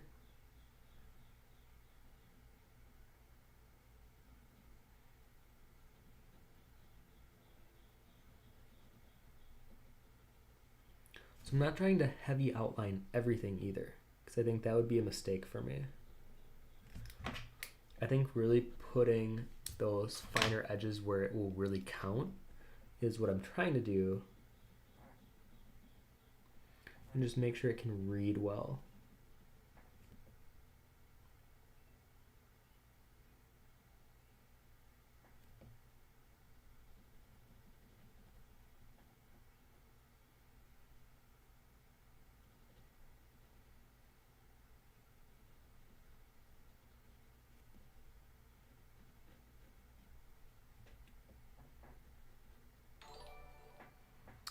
Oh, well, thank you, Steven Solis, for subscribing.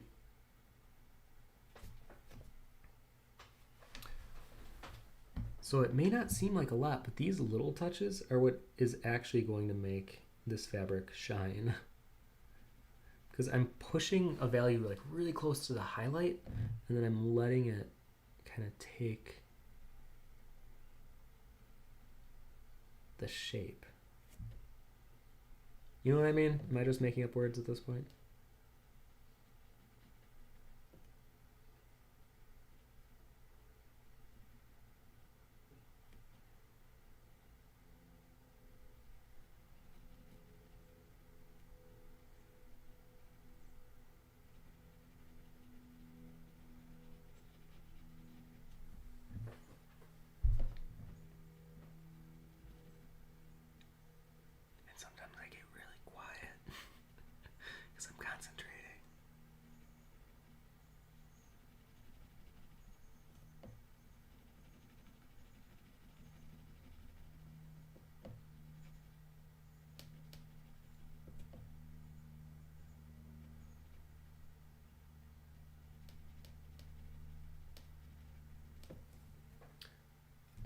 So you see how we're starting to create more of that?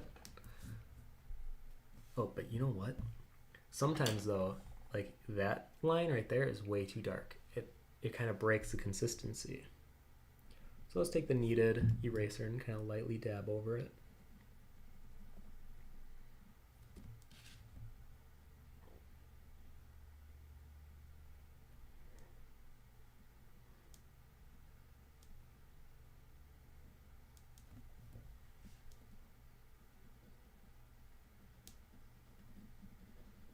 Like that. Oh, but even then, that's still too dark. There we go.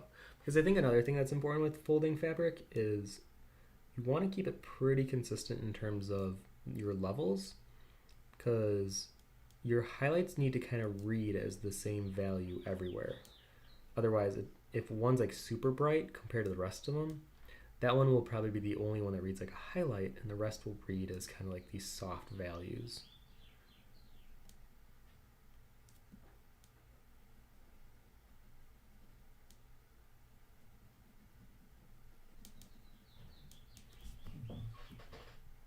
There we go.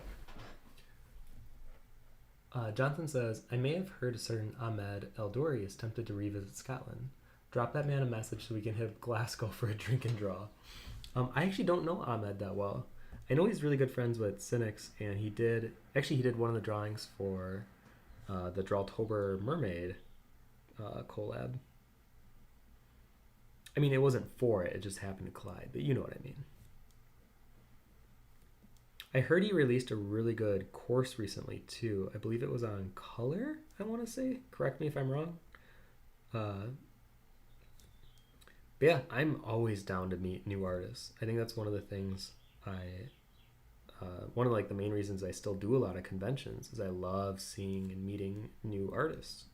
I'm just getting to hear about their process and their work and why they do it, all that good stuff. For Mini Geek says, when you do digital, I'm curious as acrylic painter, do you work first from value and build up from there, or do you work with color first? I personally work with color first, but I'll usually do my thumbnails grayscale, just because, like I said, I like my art pieces to kind of grow organically. Like that's the natural way I think I like to do art. So for me, too much planning and staging it out can ruin some of the organicness for me.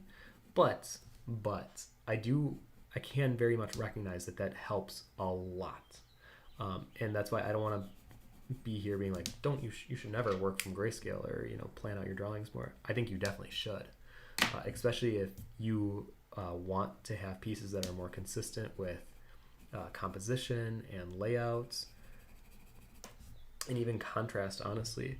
But for me personally, I love working with color and like letting it kind of evolve and like what that color means to me as I'm working. So normally I don't work grayscale first with color. And then also says, what I mean is, do you like some artists work out the image in black and white and then color it? No. ASMR, you're quiet. Yeah, I know, I have to be kind of quiet because my microphone echoes. Tria says, I know you're not done, but at those half stage with the cat dark and white eyes, I'm getting Bizarre vibes. I don't know if I know who that is. I might have to look that one up. Usually I'm pretty good with artist names, but I don't recognize that one.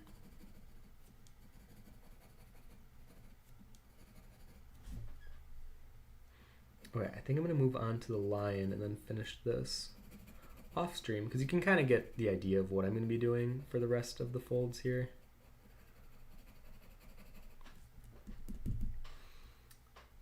And I'll basically be doing this to this section as well. But let's get on to the line because we have about a half hour left of our 2-hour stream here. So to create a mirror image, let me see if, is this zoomed in? There we go.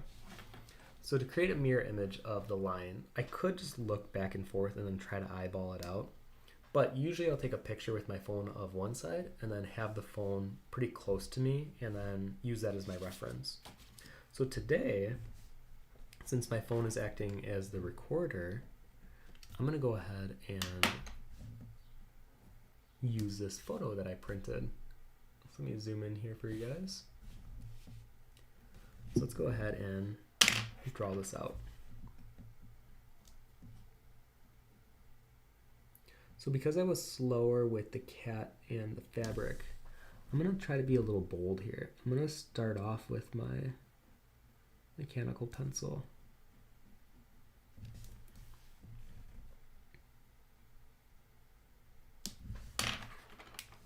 And I think for some of what I already had, I might have to erase some of it, to be honest.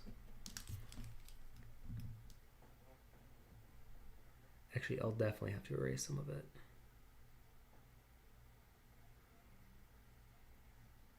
You know what? I'm going to do that first, otherwise the line might really look unproportional from the other side. So I'm going to try to lightly erase. So I don't want to completely get rid of it because I might use some of it still as a base. But I'm going to erase enough so that it's not like ingrained into the paper.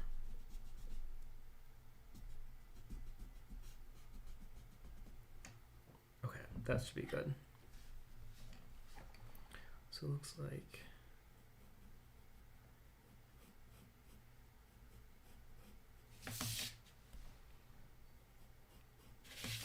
something else that I might bring out is a ruler just to see like how straight are my lines from one side to the other.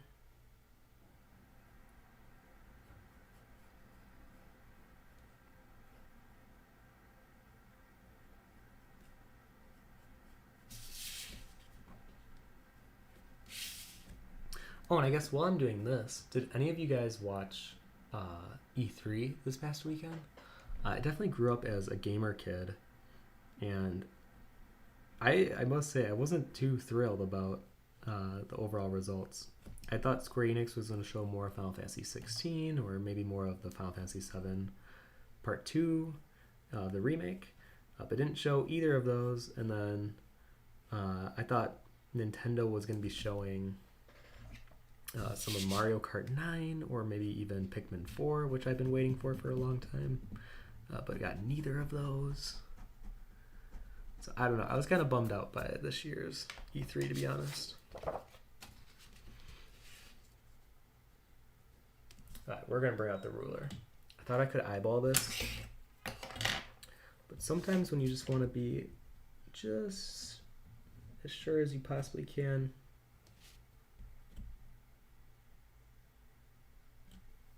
this is where the tip of the nose is.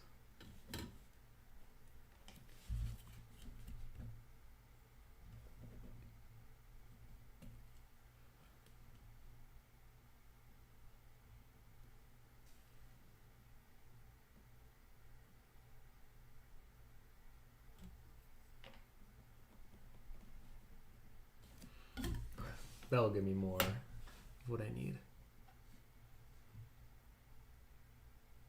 Oh geez, Baban.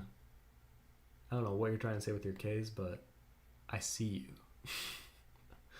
It also says, when I always do art, I always sharpen my pencil first, because it's not even like good. I mean, like, it's not sharp enough to make all the details.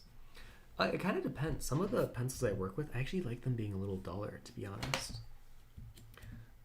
Like my 4H pencils, I always like to be duller, like not a complete point. Because I think I can get more of a surface area on them. But I totally get what you mean if you want to do like the detail parts. Because then, yeah, I definitely agree. I would definitely need a sharper pencil for those.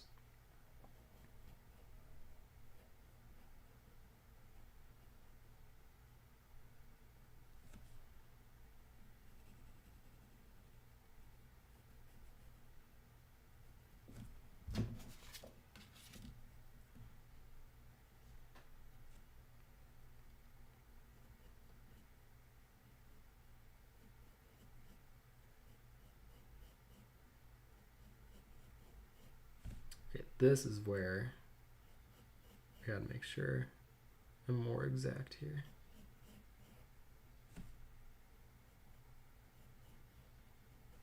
There we go. I think that was the bumps I'm looking for.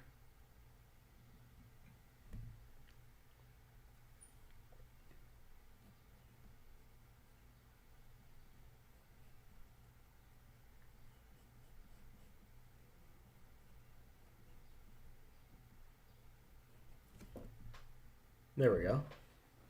So now that I kind of have that shape, now I can pull back in. Like I said, I took the photo of the left side, printed it out. Now this is going to be kind of my reference guide for this side.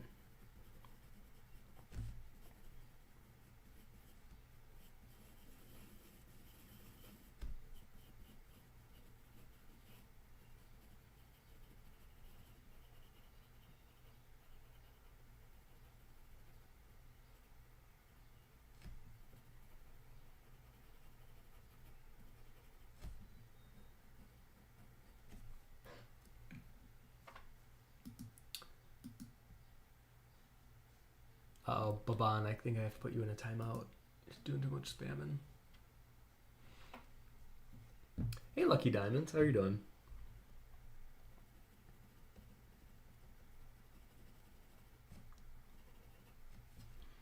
Okay, so now I try to like block out I can kind of see the shapes. Let me make sure that you guys can see what I'm doing. So I try to look at the shapes and kind of break them down in sections. So you can see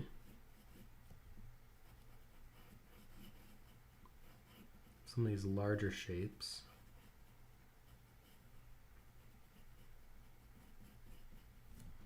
Can be broken down here.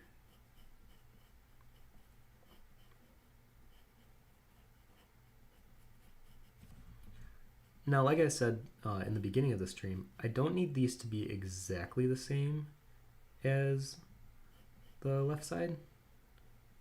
I just need it to be similar enough that looks like whoever sculpted these lion heads on the throne were like the same sculptor back in the day when whenever this chair, or the throne I should say, was sculpted.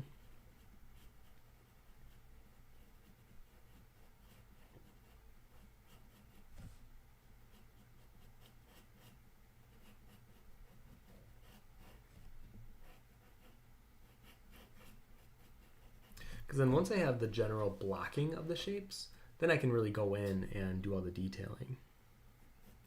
And at least, let's see, we got 23 minutes left.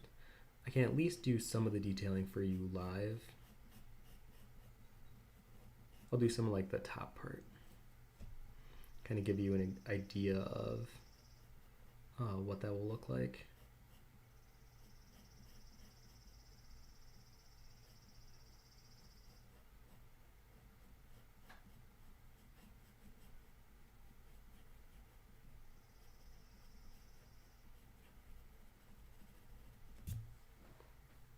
See how easy it is to kind of, block it out first and then go back in? So if I was trying to do it just one by one, it might not be as symmetrical. Because as I'm going down, I'm trying to make it feel as symmetrical as I possibly can. Oh, well, thank you, Azra Thiel, for subscribing.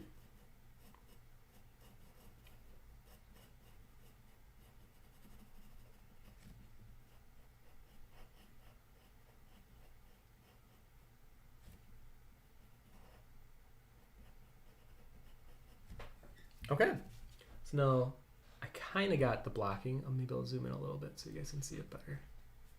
So I kind of have the blocking here. Let me edge that out a little bit more. And as you can see, the sunflower that we did last week, it's a little lighter because I rubbed my hand on it while I was doing some of the dress. So that's why I always recommend working left to right. Because I legit, kid you not, that is like the most asked question I get is, how do you prevent your drawings from smudging? Just by working left to right. Have a lot of patience.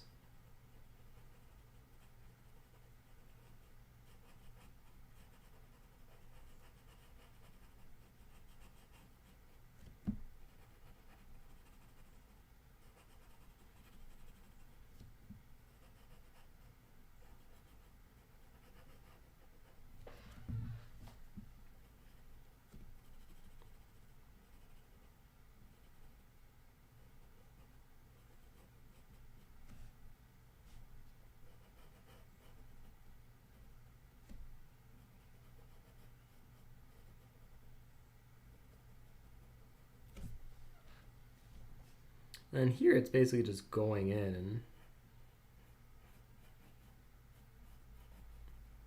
pushing some of the curves and the swirls of the hair and like slowly build it up. Driasa has, what a high-ranking job that would be, the throne maker. Could you imagine if that was what your title was back in the day? Hell, even nowadays, imagine putting that on a business card. I'm a throne maker. I don't even know who would need thrones though nowadays. Like, who would you be making it for? Either like very delusional people or cosplayers? I have no idea who'd be making thrones for anymore. I guess really rich people, maybe if they want a throne.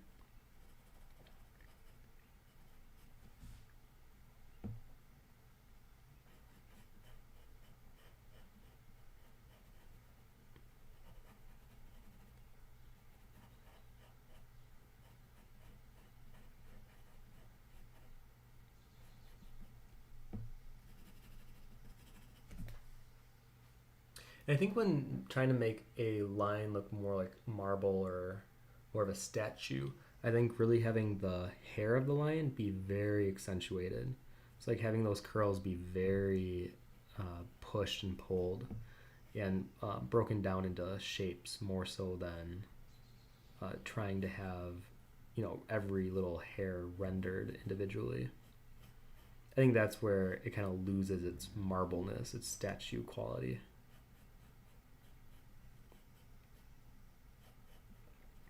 Oh, but that is something I wanted to talk about.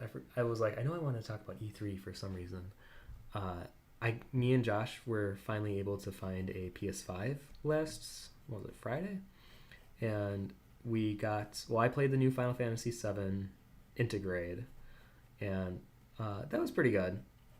But then I also got Ratchet and Clank, the new one. That to me feels like a next generation game. That has been so impressive visually that I would say it's the most impressive visual game I've ever played. And I've played like Last of Us 2 and Uncharted 4, and obviously Final Fantasy VII Remake, but this one takes the cake. And the fact that it's like a cartoonier style actually I think lends itself to being more gorgeous, because then they don't have to focus on it looking hyper real like a photo. They can have all these super realistic textures in like a bloated animated way.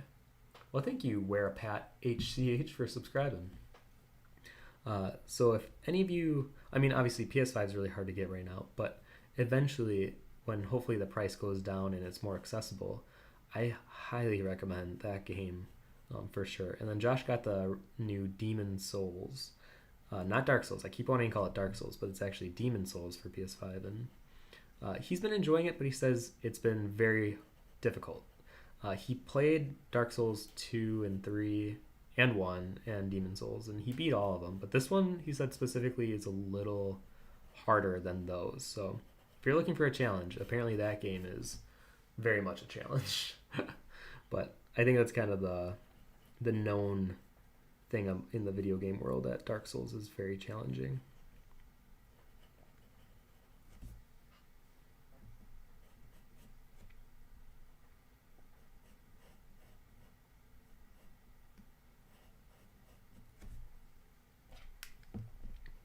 Let's see here. Erica says, do you always use reference? Hold on, I need a drink of water. I have the thing where I want to hiccup, but I don't want to start my hiccups, because then I won't stop. Whew, there we go. Also, do you take your own photos? Last I have a mad callus from using pencils for years. Do you? Okay, first question. Do I always use reference? No. Actually, I usually don't use that much reference because, as I keep stating, the tarot series is so different than how I normally do art, because this is very planned out and everything has a purpose for why it's included. But normally with drawing, I kind of just let my mind and my hand wander when I'm doing my work, and then kind of see like what comes out of like a 2-hour session where I'm just drawing scribbles outside, and then maybe that will become a piece in a couple months or whatever. Do I always use, or what was the one? Do I always take my own photos? Yes. I almost always take my own photos. Gianni Badapane for subscribing. Thank you. Yes. And I definitely think, especially if I'm using like a pose, a very like specific pose for a character, I'll suit up in my own clothes or wardrobe that's similar enough to whatever I'm trying to draw, and then just take a picture of myself. I have one of those auto timer things. I mean, you can get this it's really cheap, but basically you push the button and it'll take a photo on your phone. So I can hold a pose and like slightly change it and then hold it with my other hand and just like take it with that hand. Or I'll legit just have one of my friends or Josh get all garbed out and dress them up. And that's what I did for this one. You can't see the whole picture, but this is actually Josh with the fabric that I put on him.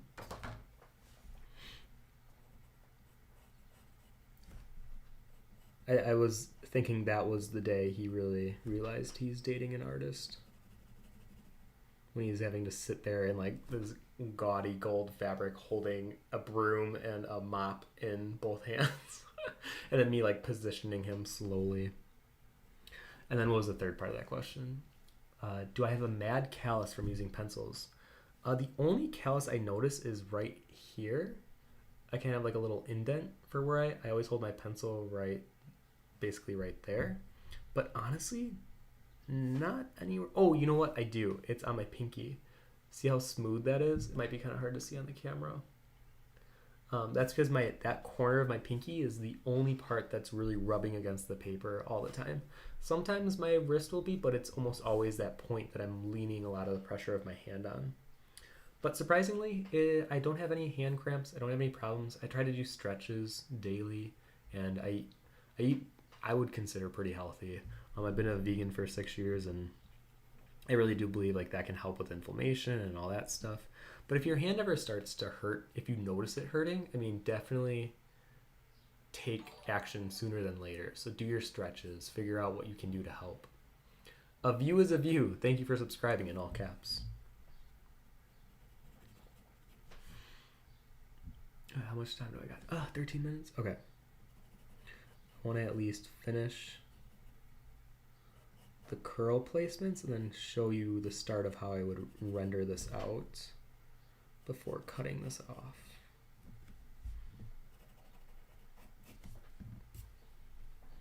Okay, so I'm going to do a very, very quick light rendering on the lion, just so you can kind of see how I would start it.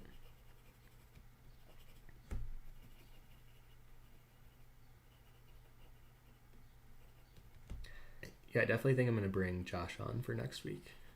Because next week will probably be somewhere up here, and that'll probably be the last stream for this card. I'll probably move on then the week after.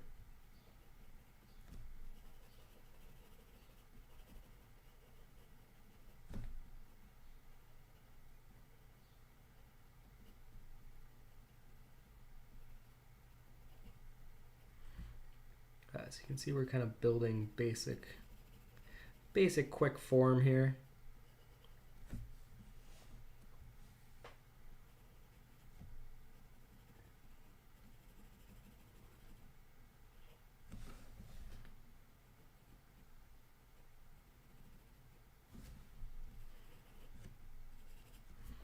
Okay, so I'm going to use my HB pencil for this part. I'm going to really try to do this quickly without it looking too sloppy. Because I can always clean it up after the stream, but I kind of want to at least show you guys how I would go about doing this. A lot of the times I'm taking it very slow. So even as you watch me do like the top here, it's like a slow build up.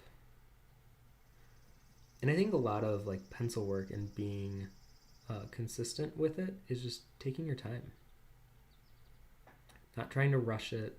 And I think it's very hard. I knew it was harder for me when I was coming off of digital, because digital you can just, like spit paint something and then be done. But with pencils, you can kind of tell when someone did it quickly versus when it looked like it took some time. So for the marble and the kind of the statue aspect of the texture, I've been doing some stippling as well as shading, just to give it more of that porous rock look to it.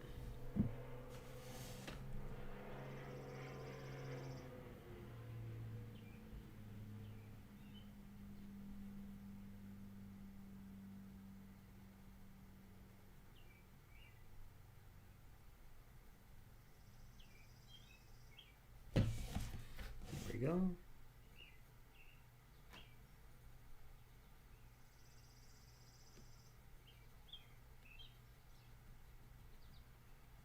And I'm doing just some hatching, which is like doing lines to create a value or shading.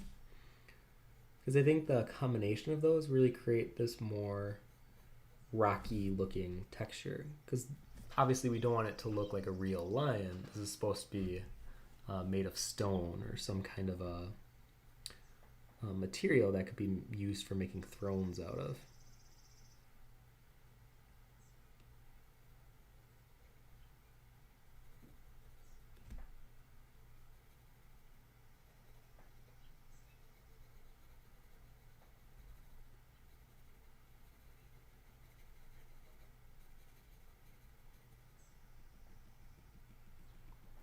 You can see how just like a slow build up, and eventually we get kind of the forms we want.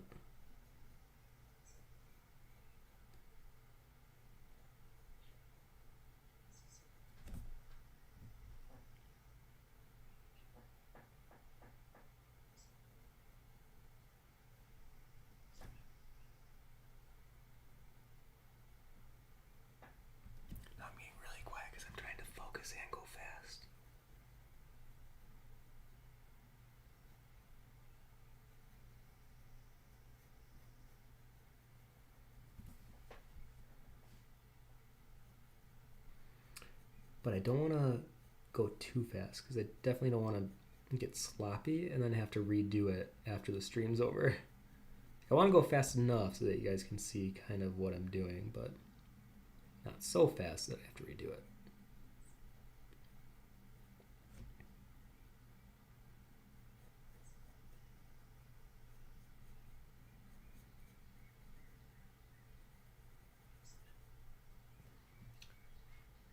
Drea says, I don't know, looks like it could accommodate all my drawing positions. I would get one.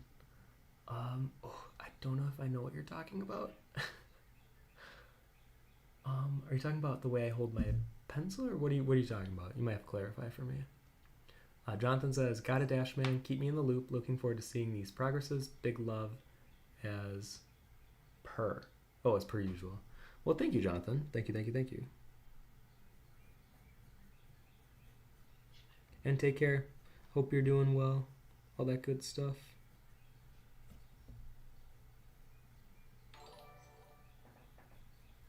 Well, thank you, Yeremi Carol Human Arias, for subscribing. I'm hoping I pronounced that correctly.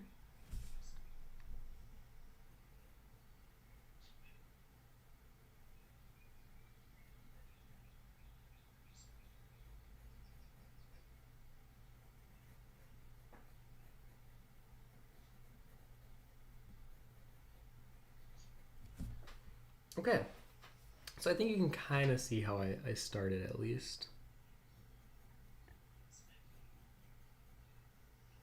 I'm going to change up the hair on this one a little bit here. I kind of like this looping under.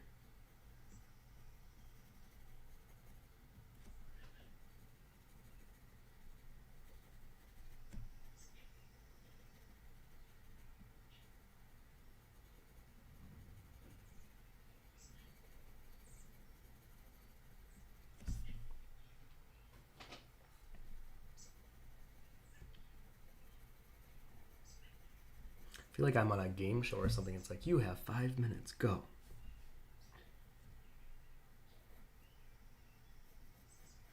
Because I don't think I'm the slowest artist in the world, but I definitely know I like to be precise.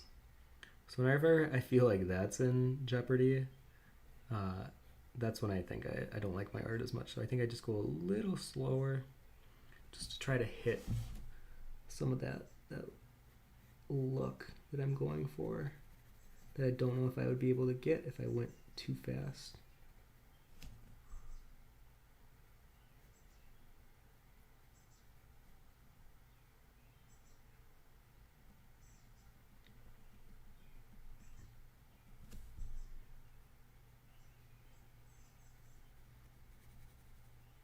You can see how I'm like building up some of that erosion texture there.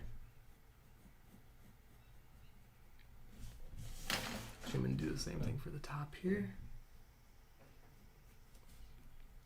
Bring that line all the way across.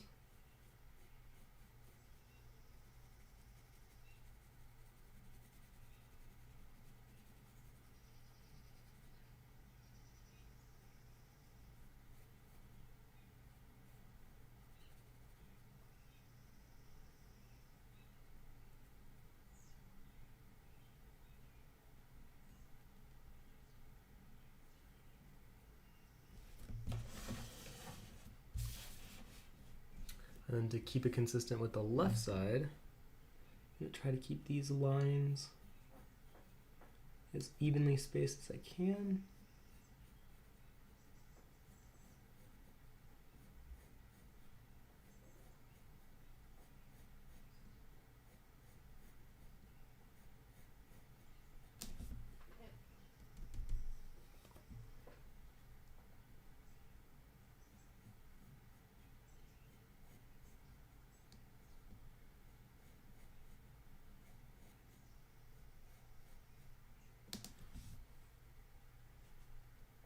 Okay.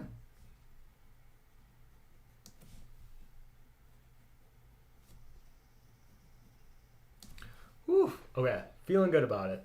My little rush there. So I guess if you have any last minute questions, ask them now. And then after I answer a few of them, I will go ahead and cut the stream off. I feel like we were able to see kind of a preview of the cat and the lion and the fabric, which is kind of the goal that I was trying to hit today. I spent way too much time on the cat though. Should have definitely moved on way faster on that one.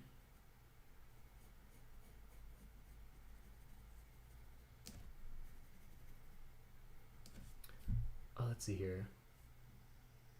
Oh, Drea was, to clarify, I was talking about the throne. Okay.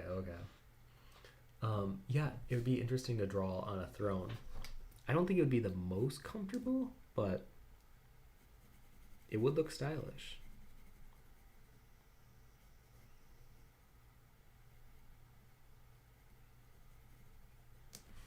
So then to really emphasize a lot of these shapes, I kind of do like a light shading around them, just to kind of pillow shade a lot of the curls and to bring up some of the roundness of them.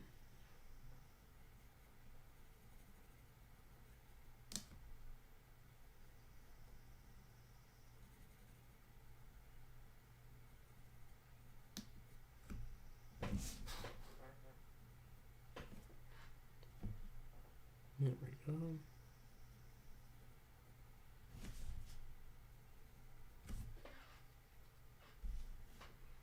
You can kind of see like the before and after too, because as I keep going down, it will kind of bring that same level of rendering. Now, kind of like what I was mentioning last week on the stream too, what you see here is like 90 to 95%. I'm gonna go in and do like one final pass once I get to this stage everywhere, just to really push some of the final details and level. And like the cat's probably at like 70%. I still have a lot I want to do on him because I'm gonna darken him up quite a bit, just so that he really reads as like black cat, not like a gray tabby or something. Let me zoom out a little bit. Yeah, but the lion is looking pretty good to me.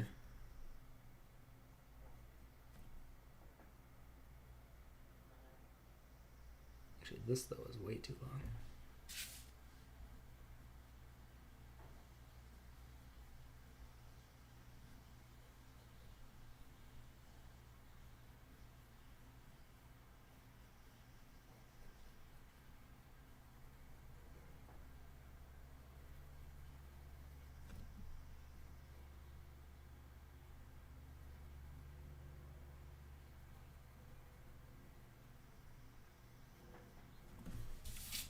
Okay.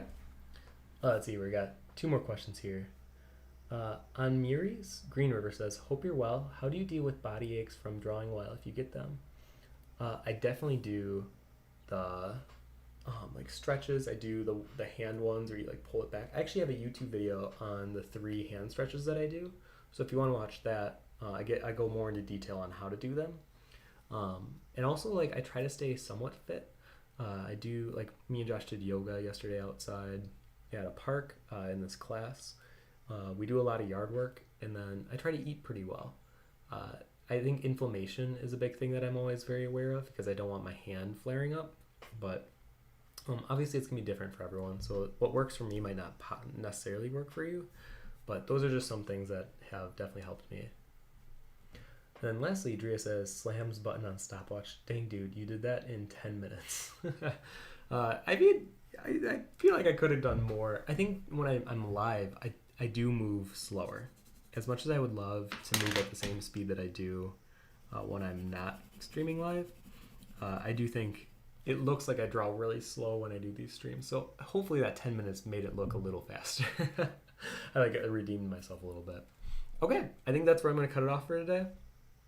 So this is where our Queen of Wands is at. And then I'm going to continue next week. I'll probably obviously keep working on this. Oh, you know what? No, I am gone next Wednesday. I might do it on a different day. I might do it on Monday. So I won't be doing it on the normal Wednesday stream because I'm going to be up north with family on Wednesday. So if you want to see the final part of my Queen of Wands, and I feel like we've been kind of doing this one together, you can see it completed maybe Monday or Tuesday. I got to figure out what stream time would work best, but this is where she's at, and I'm very excited for this one to be done. I'm for sure finishing this one before the end of June, so you can definitely look forward to seeing this one. And I will be posting my new collab drawing that I did with Deandra later this week, so stay tuned for that. And then I think that's all the big updates I have.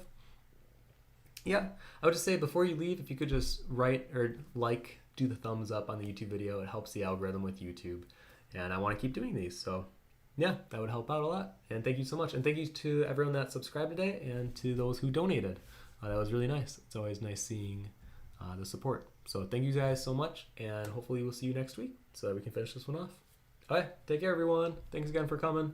Bye. And you can always join the conversation or keep it going on our Discord below. So I have a link if you want to join that, and I'm on that every day. Okay, bye everyone. Bye.